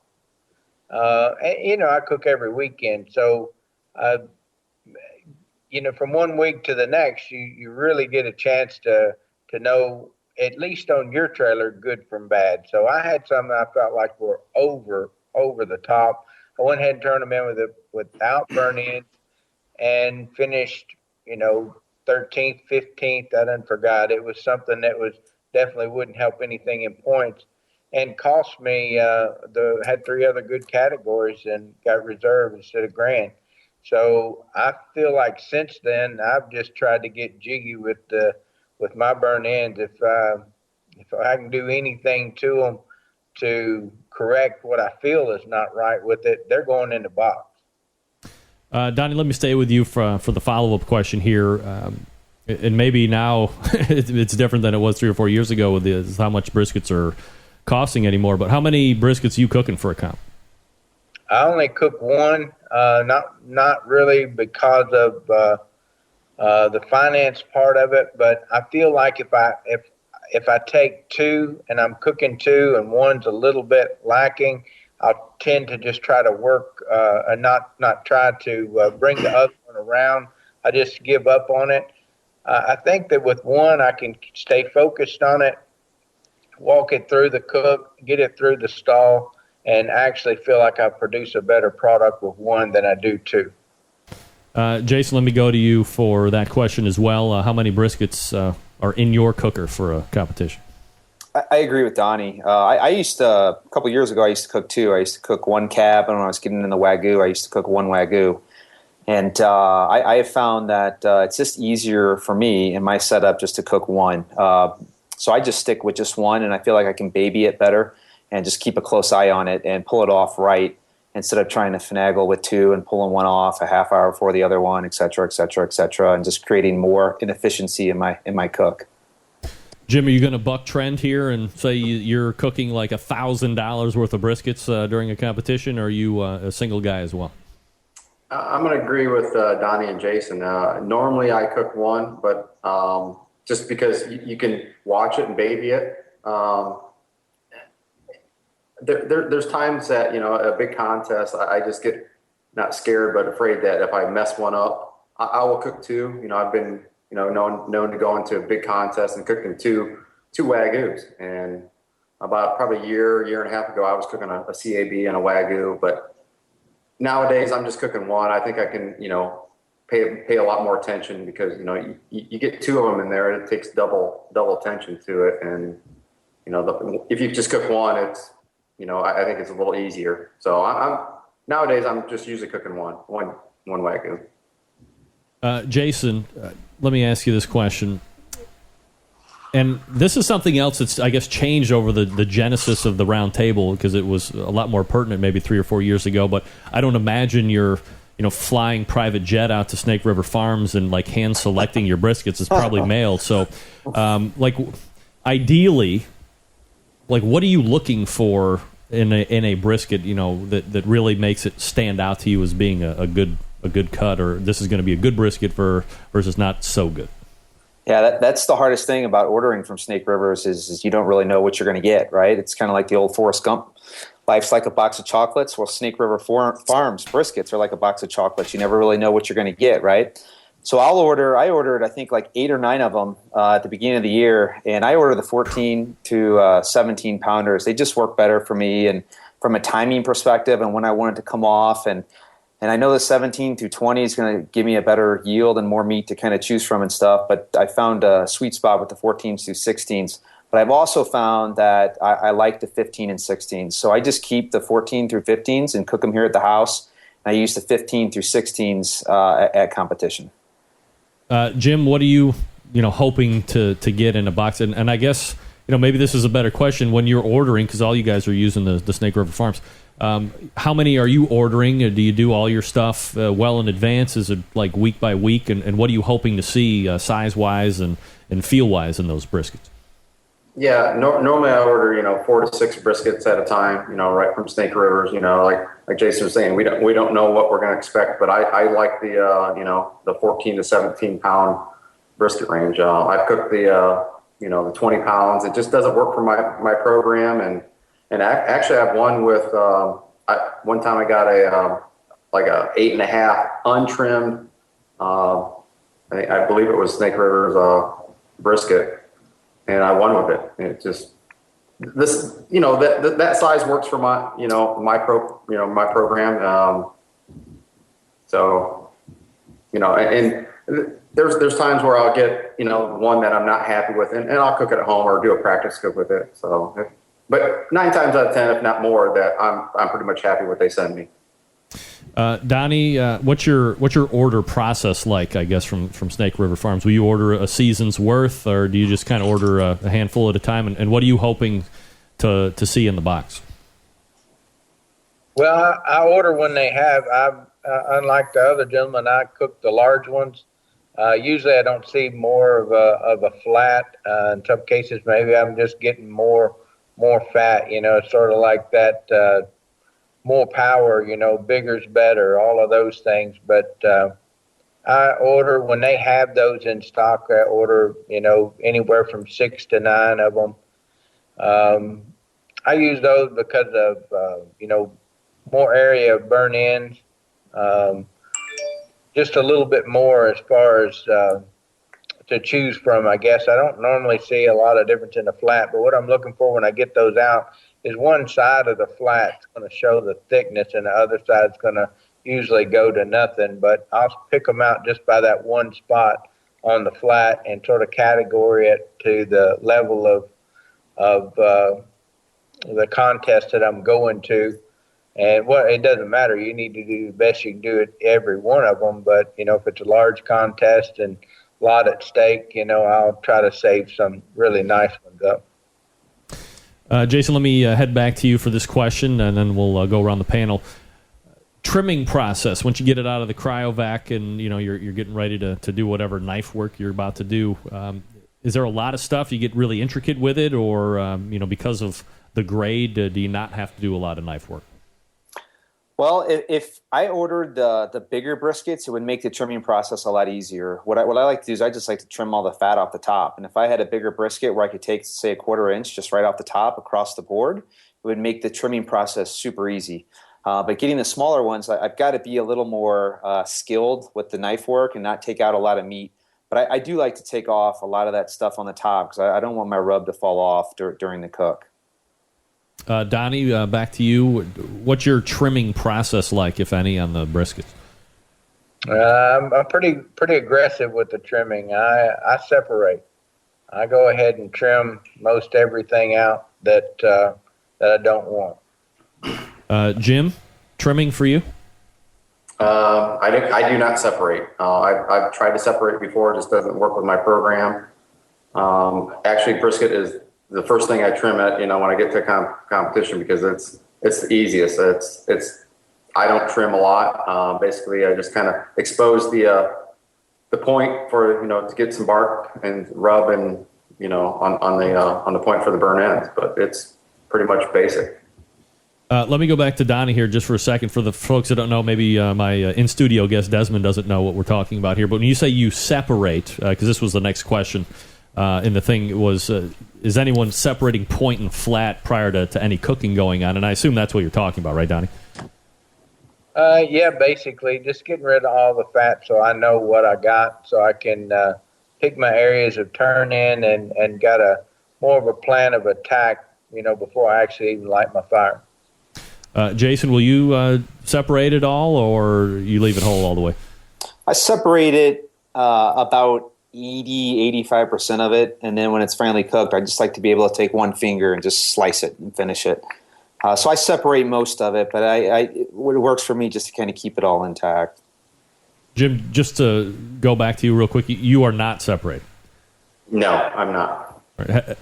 Have you messed around with that before and just found it's not right for you? Yeah, I did research and talk. Actually, the brisket, the point and the flat are basically two different types of meat.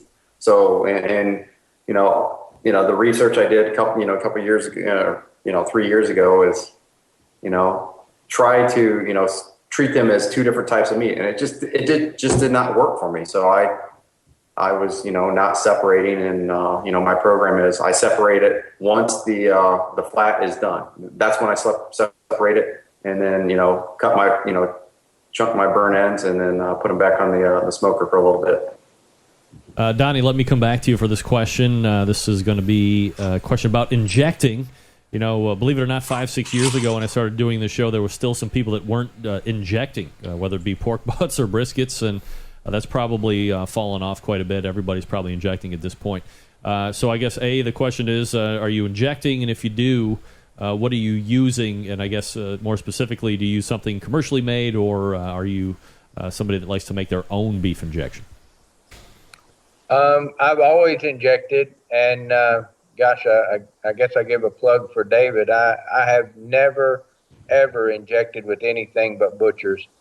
And that's I don't know, I'm just a creature of habit. I was introduced to that when I started cooking KCBS, and just kept working with that to get it to where I wanted it. So I've never injected anything but butchers. Do you use the premium, or you just use the regular the brisket injection?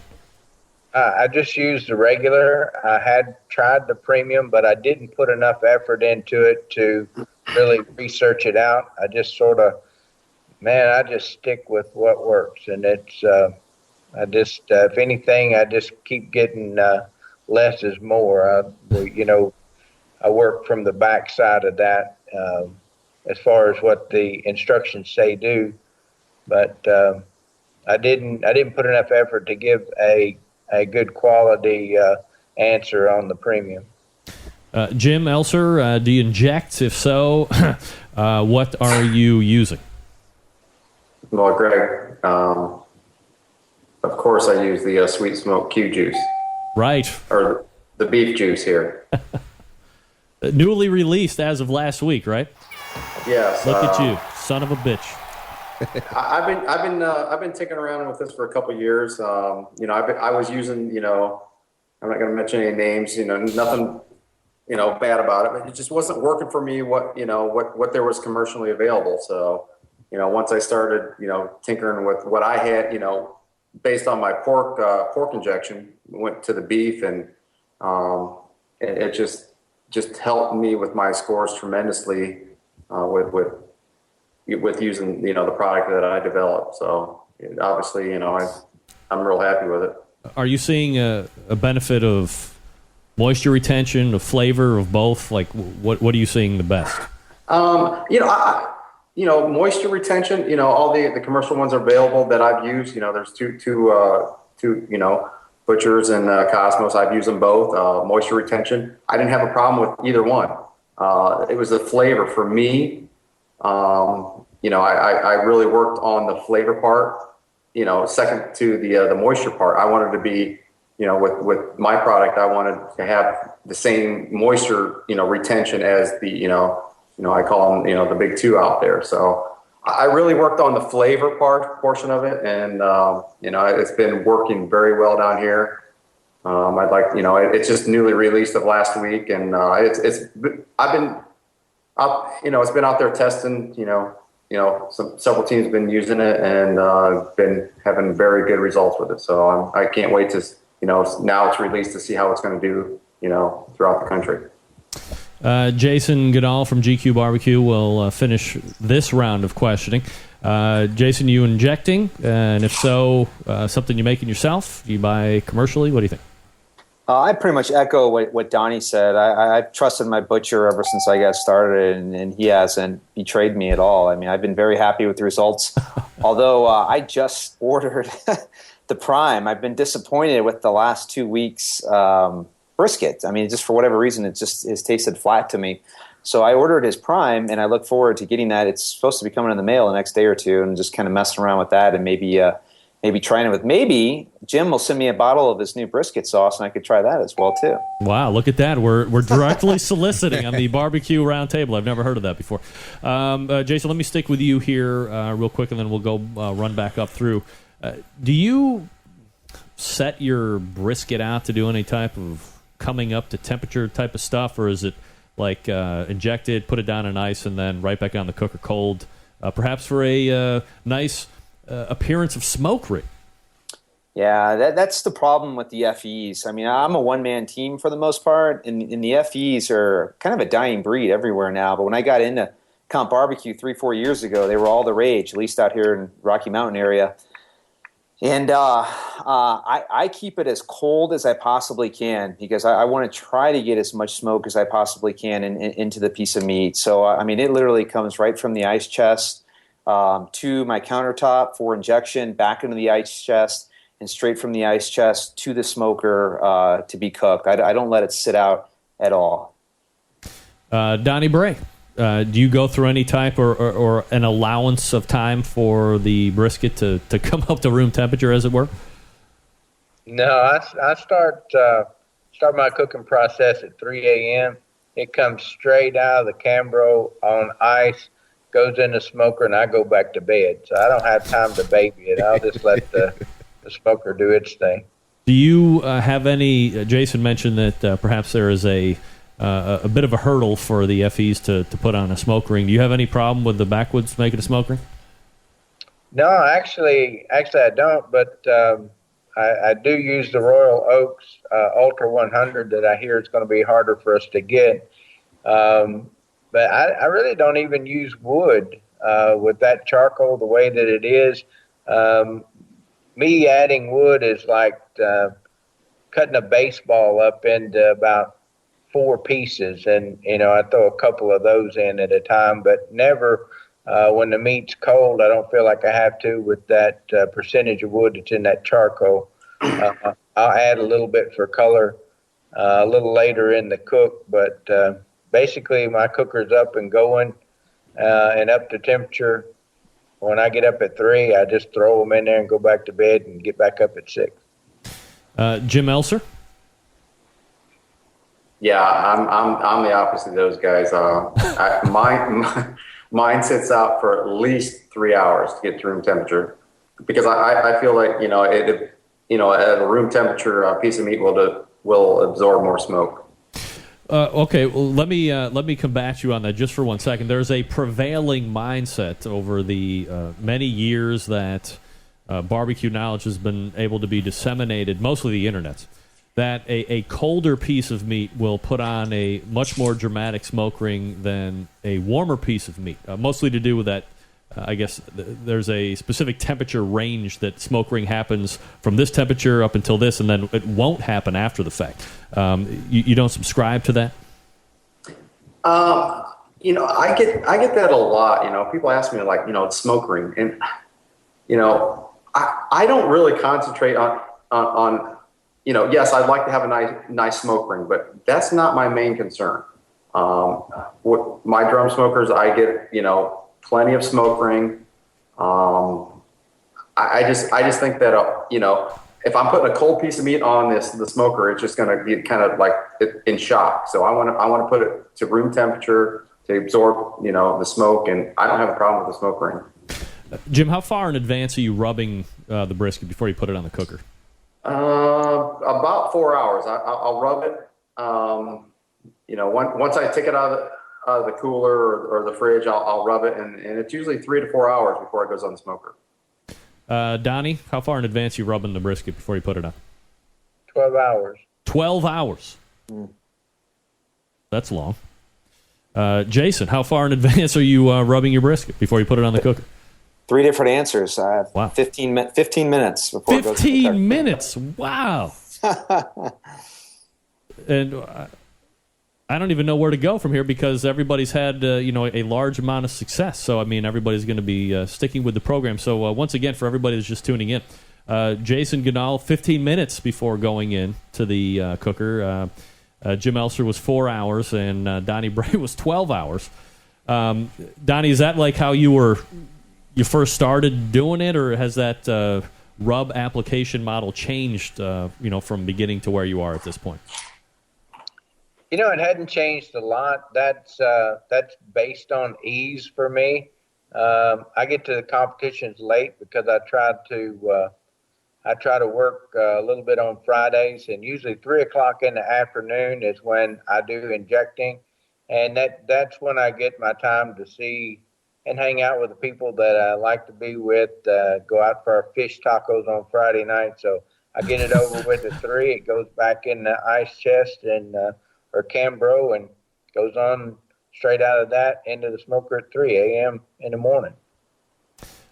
Jim, let me go back to you for this. In regards to rub, I'm not asking the obvious question from the banner behind you, but I assume that perhaps you might be using your own rub, and perhaps a better question in addition is going to be, is this something that the rub you're using on brisket different than anything else you would be using it on in regards to the other meat categories? Yeah, it's totally different. It's a unique rub.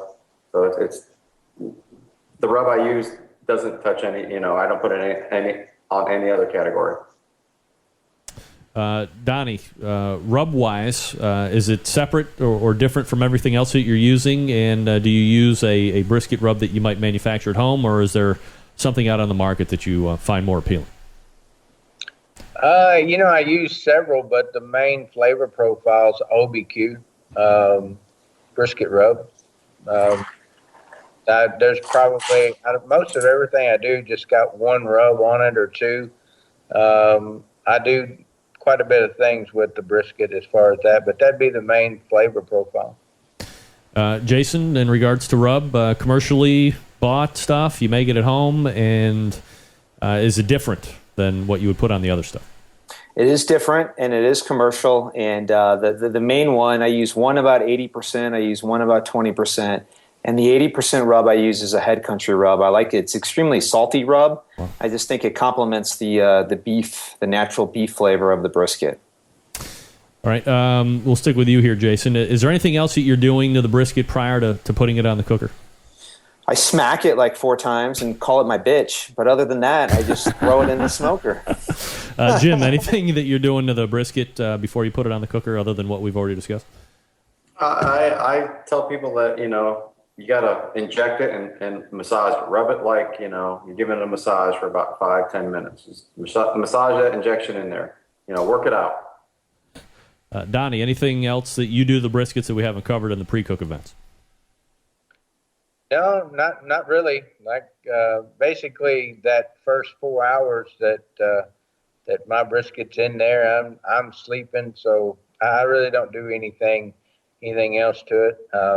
Not to disagree with those gentlemen about what they do. It probably out of my answers what you're seeing. I just try to get it easy and simple, and just get it to work and try to get some sleep and make somewhat of a weekend out of it, and still, I'm not saying that I slack on anything. I'm all in when it comes to competition, but most everything I do, I just try to perfect things that makes it easier on me and my team. You don't smack the shit out of your brisket for a little bit before you put it on? No, but I might. No, it sounds like little pit frustration, maybe. You never know. All right, that's the pre-cook stuff. Guys, relax. We'll be back with you for the cook stuff. And I will talk to you quickly about my good friend Stephen DiFranco over at Stephen DiFranco Jewelers. I was just in to talk with Steve 2 days ago. We have some maintenance issues on some of the rings and the earrings that my wife has. We're getting one reset. My watch needed a new battery. Here's the thing. I talk to you each and every week. Desmond, you hear me talk about Stephen DiFranco all the time, right? Every once in a while when I'm paying attention to you. Yeah. Well, okay. So that's a never. They were changing the battery of my watch, and they stripped out the back of the watch. Happens with the manufacturer from time to time. I get a quick email from Steve saying, hey, we screwed the back of the watch up. We already have a new one on order. You'll have it back in a couple, 2-3 days. So even when things are going bad, customer service levels are at its highest. So here's what you need to do. Visit Stephen's website, StephenDiFranco.com. Look at everything that he's got. I suggest, if you're a man looking for your wife, or, if you're a wife looking for something for your man, check out a watch. I think watches are kind of underrated. There's something that helps pull an outfit together. Yes, I did say the word outfit. But, especially, men. You don't want a lot of jewelry and all this other stuff, but a nice watch really adds something. Desmond, are you a watch guy? I have. When I was in college, I think I had about 12. 12 watches? Yeah. All right, well, you need to go up to Stephen DiFranco's immediately. Tell him that you're a barbecue brother. Ladies, tell him you're a barbecue sister, and he will make sure that he gives you the real discounted price of the watch. You can also call him 440-943-2700. That's 440-943-2700. Again, peruse on the website, StephenDiFranco.com. Call him, ask for Steve. Tell him you're the barbecue brother or sister. He will hook you up from there. You will not be disappointed. And we are back with the cooking of the briskets. Stick around. We'll be right back.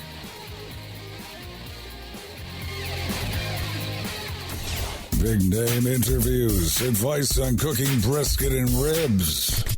And the only host willing to share his honest opinion on all things important in the world of barbecue.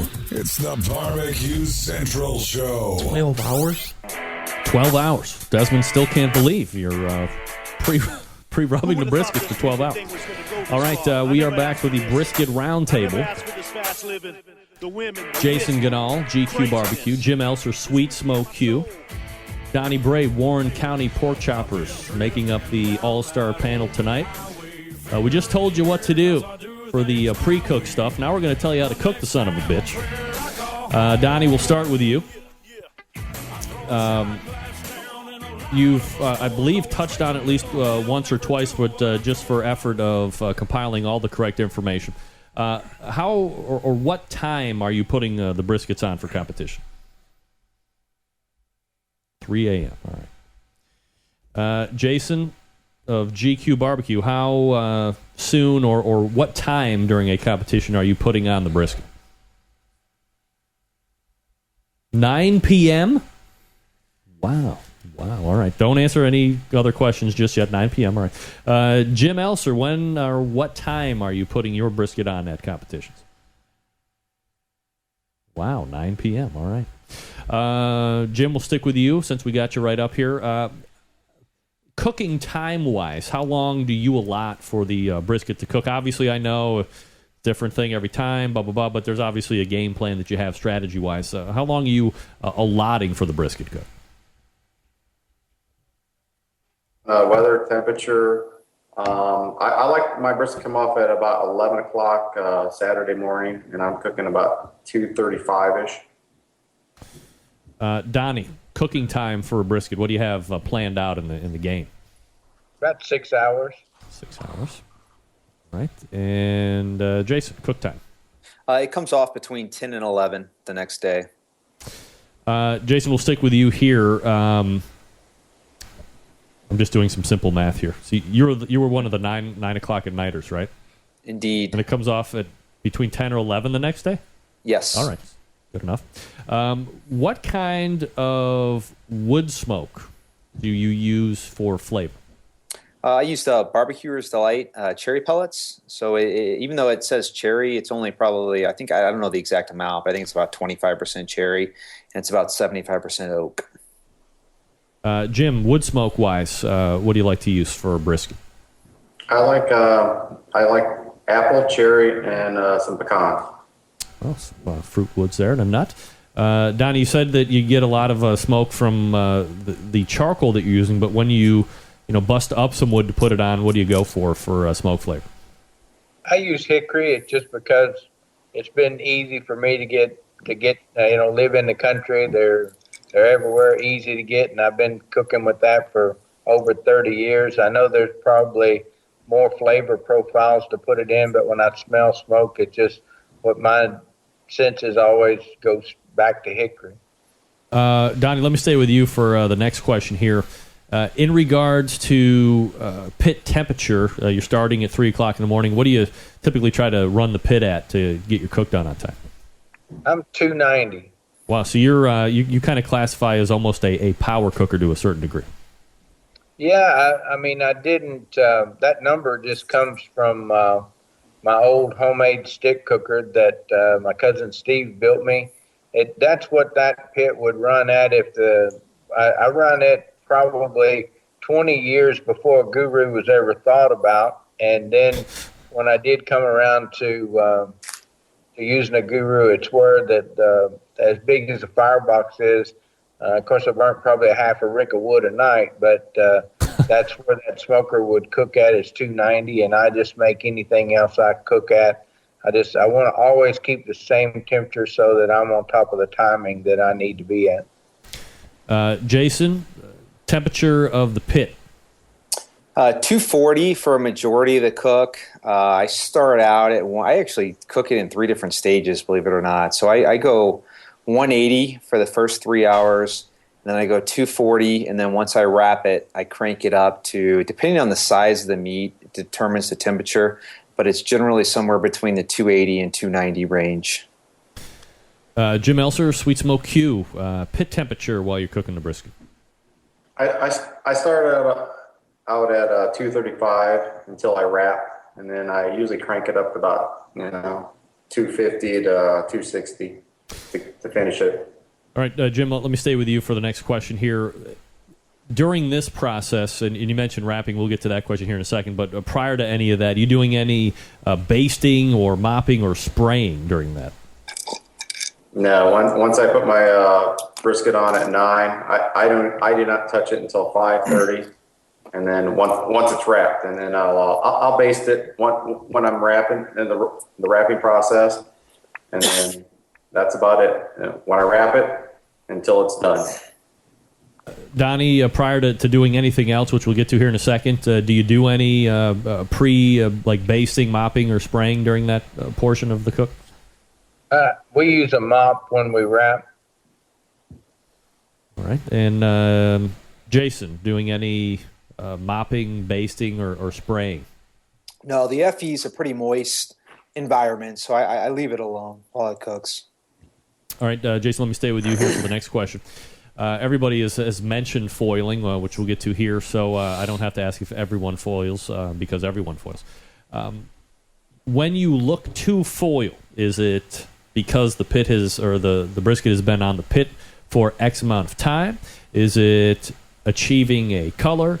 Is it achieving an internal temperature? What are the things that drive you into motion to start wrapping the brisket? Yeah, assuming somebody doesn't come over and pull the plug out of the electricity in the middle of the night, which has happened before. I usually look for a time, just because I like to sleep. I like to one of the things I love about barbecue contests is just to socialize. And so, like Donny, I show up to comps. I used to show up relatively late.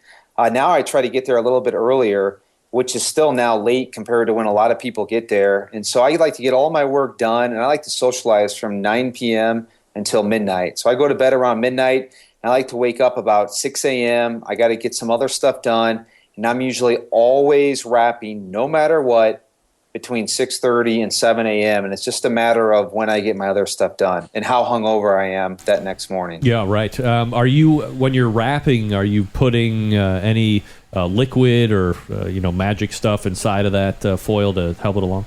Yeah, I change that a lot. Sometimes I do, sometimes I don't. I think I'm probably a little unique in how often I change my processes and stuff. Currently, right now, I am not, but that will possibly change for my next contest. Right now, I'm not putting anything in my wrap, but it's literally 50-50. Sometimes I do, sometimes I don't. It just depends on what I think. Jim from Sweet Smoke Q, what are your visual triggers or internal temperature triggers, or why do you foil when you foil? It's pretty much 99% of the time-wise. It goes on at 9, and I don't touch it till 5:30, and it's usually around, internal temperature. It's usually around 160, 165, but nothing. It's basically strictly time. When you do foil, what do you cram it in there, if anything? I don't put anything. I just basically I cook in a pan. I just take those drippings and kind of mop the brisket at the time of wrap. So nothing goes in other than what's in the pan from the brisket. All right, Donny Bray, Warren County Pork Choppers. How do you decide to foil? Is it a time? Is it color? Is it temperature? How are you working it? Always time. Always time. All right. And you said you were putting some type of a mop in the foil when you were doing that? Yeah, we got a mop that I guess probably several years ago we found online, and my wife Tracy, she makes that up, and basically to the flavor profile of that's going to be a beef and celery seed type. Would be the boldness of it, I guess, but it's a homemade mop, and make it the same way every time. I'm definitely not big on changes, so I keep it the same every time. Is that something that you might be looking to get to market at some point? I mean, everybody's making rub or a sauce or something like that. Do you want to have the Warren County Pork Choppers brisket mop thing, or what? Well, right now, I guess I have, with the great sponsor that I have, the BBQSuperstores.com. So I don't make anything. Everything that I get, or as far as rubs or sauces, I don't have any kind of a thought of going commercial as far as making anything to sell. And I don't know if with all the things that's in that mop, if it would hold up very well to be bottled. Jason Ganahl, GQUE Barbecue.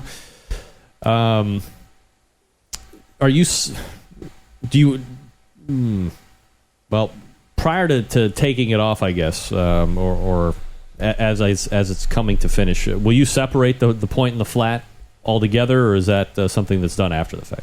I separate it after it's cooked. So I pre-separate it about 80 to 90%, and then I separate it the final 10% once it's finally cooked.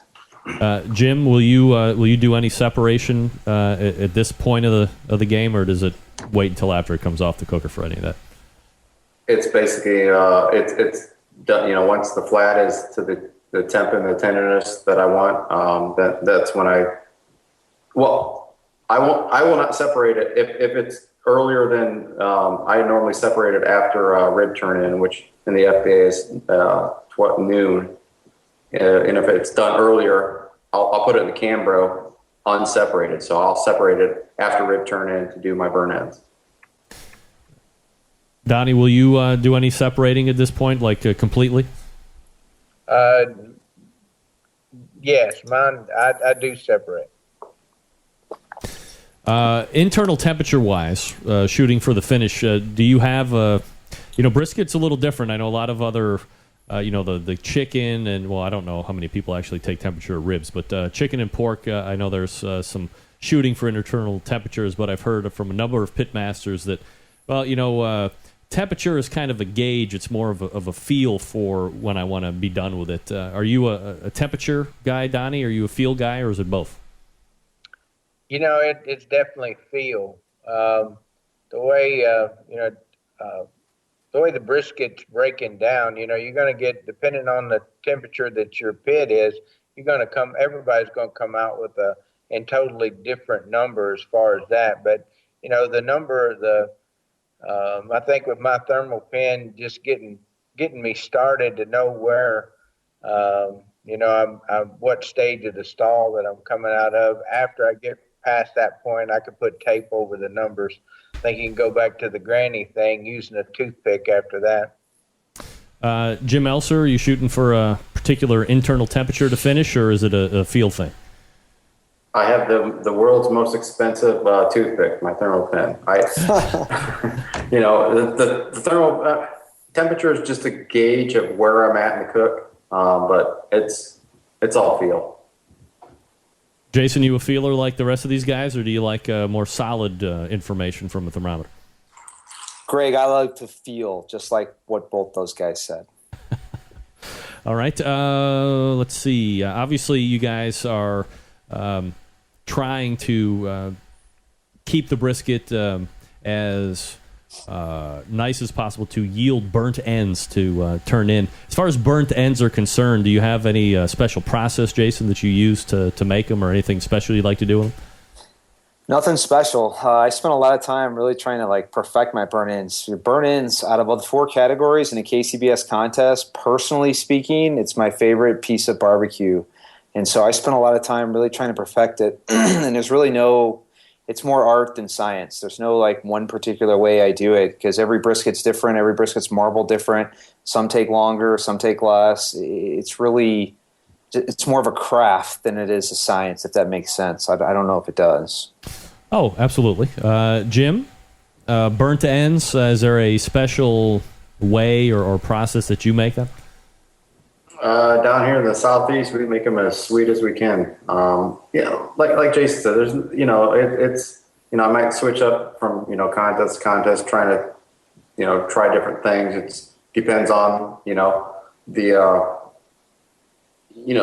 finished the point there, what you do with it. Oh, hold on a sec. Lost track of my music there. Sorry about that.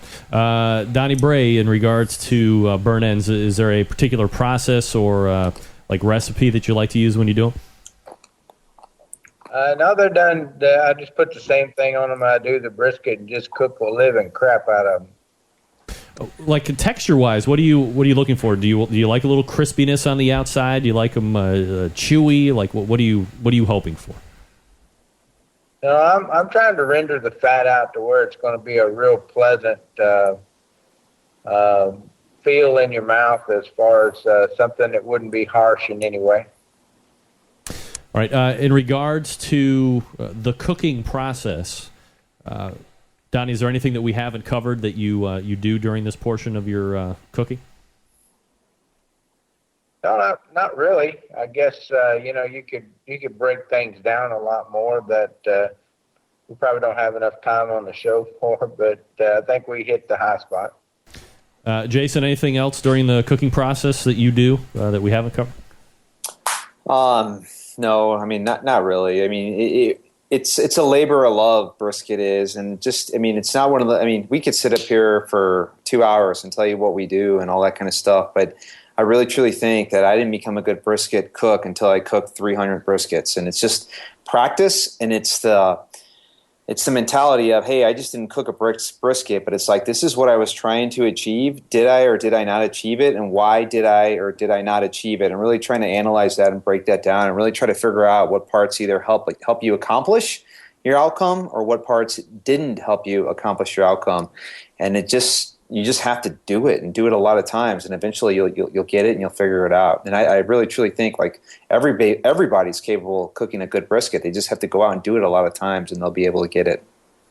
Jim Elser, you can close the cooking section of this. Anything else during the cooking process that you're doing that we haven't talked about? No, I totally agree with Jason. It's the more briskets you cook, you learn what you're doing, and the more briskets you cook, every piece of meat is different. So you take notes and figure out what's happening, why this is happening, and I think the more you cook, the better brisket cook you can be. Jim, in regards to after the cook has taken place, and the brisket has reached target temperature, do you look to get a certain amount of hold time before you start getting it sliced up and so forth? Yeah, I mean, I like to have it off at 11 o'clock, and in the FBA we turn in at 2 o'clock. So those 2-3 hours are, I think, it is crucial of hold time. And I've known people doing very well with brisket, pulling them off at 6 o'clock in the morning, and the whole time. But me personally, I like that 2 to 3 hours, and if it's coming off earlier than that, I just don't feel like. I think it's sitting too long, and then if you're pulling it off after 1 o'clock, you just don't have enough whole rest time. Donnie, do you look to hold for a certain amount of time? I think that my brisket is usually off at about 8:45. Basically, that's. I don't feel that it's hurting anything as long as I burp the Cambro so I don't continue to cook. But what I'm trying to do is get my big meats out because my chicken goes in my competitor. I use the party just for ribs, so I'm trying to get the big meats off before chicken goes in. The chicken is such a delicate cook. I don't want to be opening the doors or to have those categories run over top of one another. Jason, you're the last one for this question. Do you look to hold that brisket after you take it off for a certain amount of time? Ditto what Donnie says. My goal is to get brisket done before chicken goes in. I want to not have to worry about brisket and focus solely on chicken and ribs. Jason, let me stick with you for this one. As far as picking what brisket makes it into the box to be judged, is it always slices and burn ends? Obviously, if the burn ends don't avail themselves, you're not going to put them in. Have you ever, ventured into doing anything like chopped or pulled or anything like that, or would that really kick your ass in the standings? No, I have not. I've had decent success with what I'm doing, so I've not felt like I've had to reach for anything else. So I'm very happy with just slices and burn ends at this point. Jim, what are you turning in?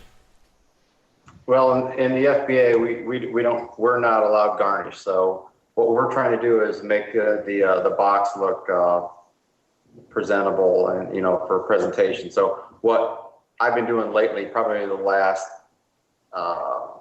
probably almost a year, putting chop, and I'll throw some slices in there, and then I'll kind of cover up the chopped. Not kind of hiding it, because I won't put chopped in there if it's not, if it's going to take my score down. But I'll put some slices underneath the chop, and then put the slices that I want the judges to take. So we're building that box up because we don't use garnish in the FB box. So I put chopped in there. Donnie, what's making it in the box for you? It's slices and burn ends. I have seen once with myself. I had to turn in chopped. Had too loose of a wrap one time and got almost like a rubber band feeling out of a brisket. It felt good to the probe, but still had way too much snap to it. And I chopped it and done well. I don't remember if I won brisket, but I finished really well. Remember Durag Q? I seen him. He had actually cut his with the grain by mistake. Went ahead and chopped it. I seen him win with chopped brisket. But I always do slices and cube burn ends. But I think that judges are a little open-minded. If you got a good product and you do chop it and it's got a good flavor, they're supposed to judge what's in the box. So seen it go different twice and work both times. Jason, let me come to you for the last portion of the season, and I appreciate all the time each of you gentlemen have taken tonight here for the Competition Brisket Round Table. Parting shots, so floor is open to you, Jason. Anything you want to promote, anything you want to say where you're going to be at next, whatever, it's completely open to you, and have at it. Well, thanks, Greg. I just first want to thank you. I remember when I first started out in Comp Barbecue like 4 years ago, I remember listening to these shows, the roundtable discussions, and listening to particular people. I can actually remember who they were and what they were talking about. And it was somewhat influential in what I was doing at that time.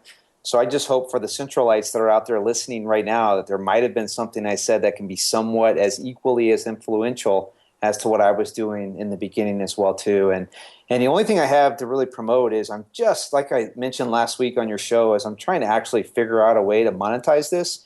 It's kind of like throwing spaghetti at the wall. I don't know what the hell I'm doing. I'm just trying to do like as many things as I can, right? And hopefully something will stick, like the spaghetti against the wall, and will allow me to be able to do what I love and continue to do that and earn somewhat of an income.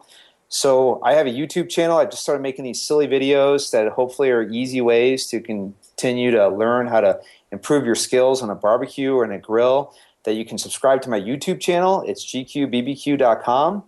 And or subscribe to my, it's not subscribing, it's just liking my Facebook. Or I just started up Twitter like 2 months ago in an attempt to do this and build an audience. My Twitter account is at gqbbq.com.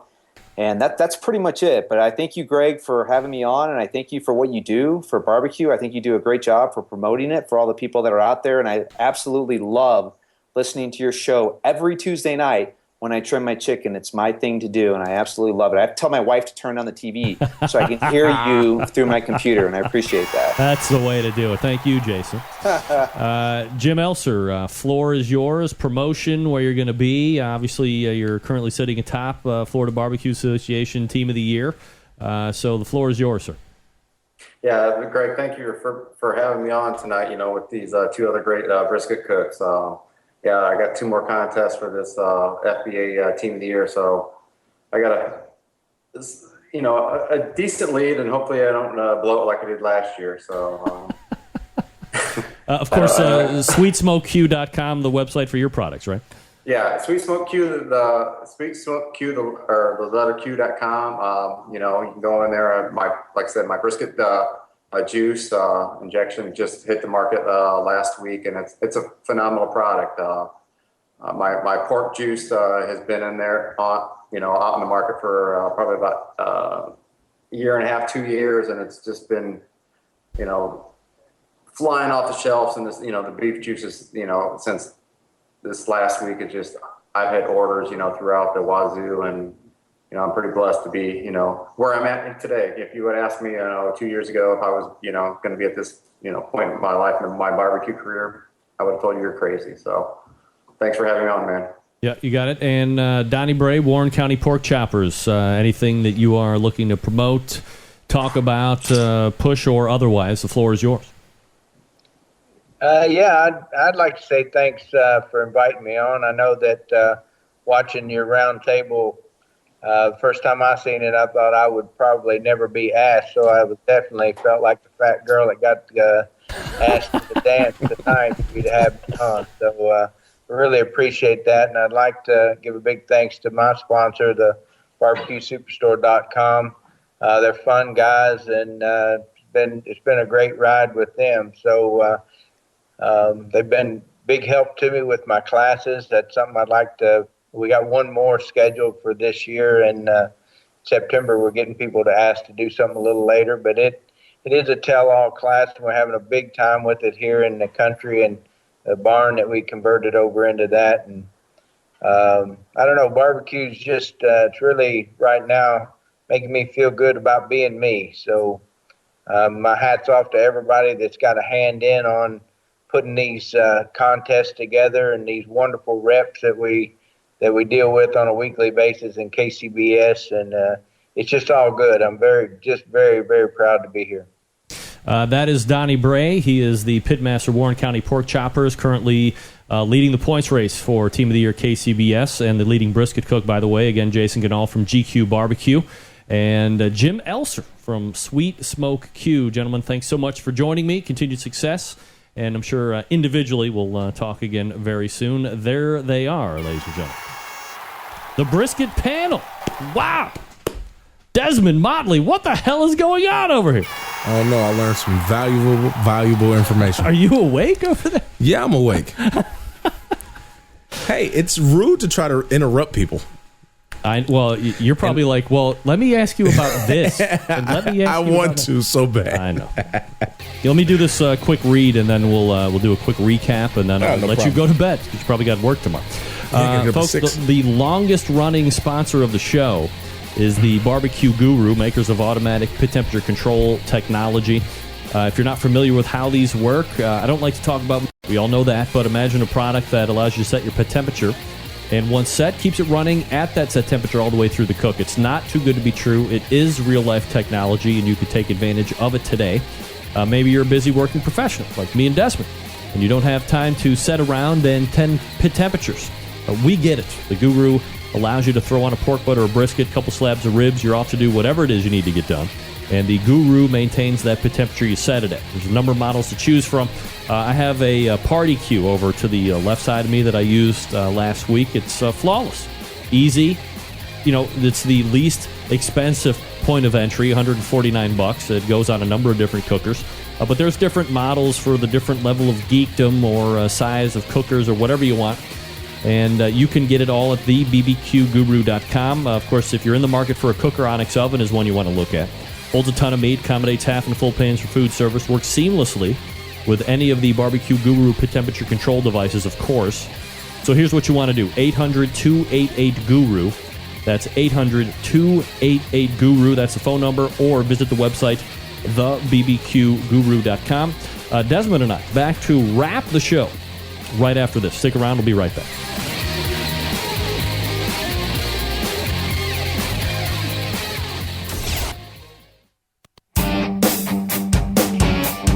Well, I've screwed that up.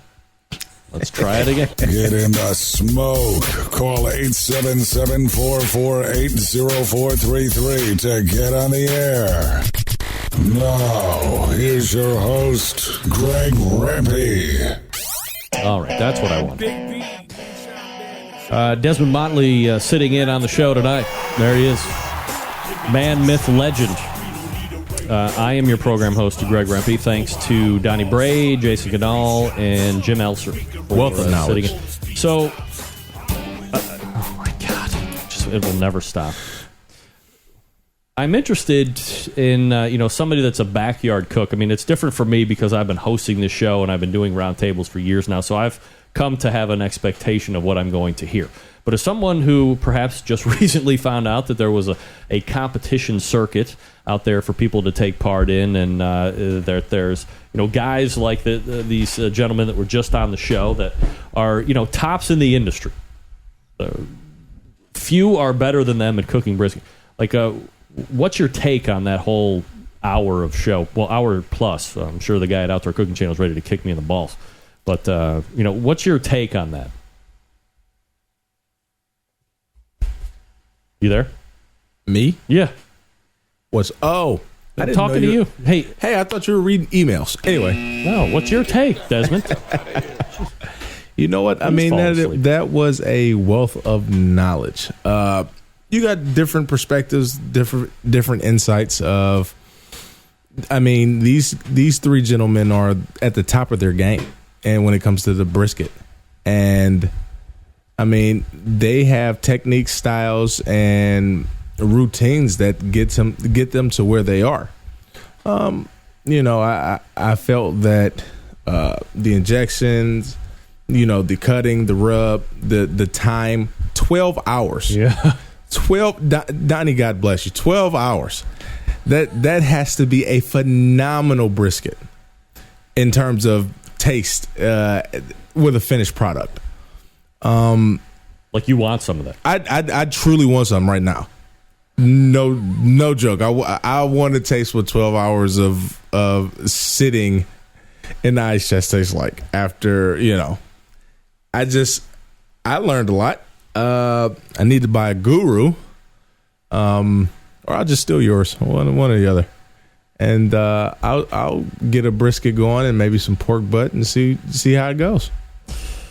All right. Well, next time I get invited out to a comp, if it's near, but we'll go together and you can sample some great stuff. Yeah, absolutely. We got to wrap up. I just heard from the man over at the video partner. We got to wrap it up. Oh, okay. I'm a little long. Usually I'm right at the dot. Thanks to my first hour guest, Ray Lampe, Dr. Barbecue. Look for him on television in a number of different places. Look for him going into the Hall of Fame this year at the Kansas City American Royal for the Barbecue Hall of Fame induction ceremony. And then thanks to Jason Ganahl, Donny, Bray, and Jim Elser for the Competition Brisket Round Table.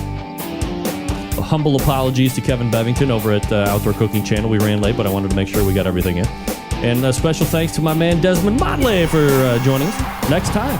You can sit in next time, too, if you want. Absolutely. You just have to come on over and knock on the door. As we always leave you, if you use the raw cast iron, season it each and every time. Hit it with a little grill brush to knock off the bits, and then as it starts to cool down, little Pam, little Crisco. Let it burn back in each and every time. Generations of rust-free service. Also, September 11th, 2001. I will never forget. Until next Tuesday at 9 p.m. Eastern Standard Time, your program host and proud U.S. American, and for Desmond Motley, good night now.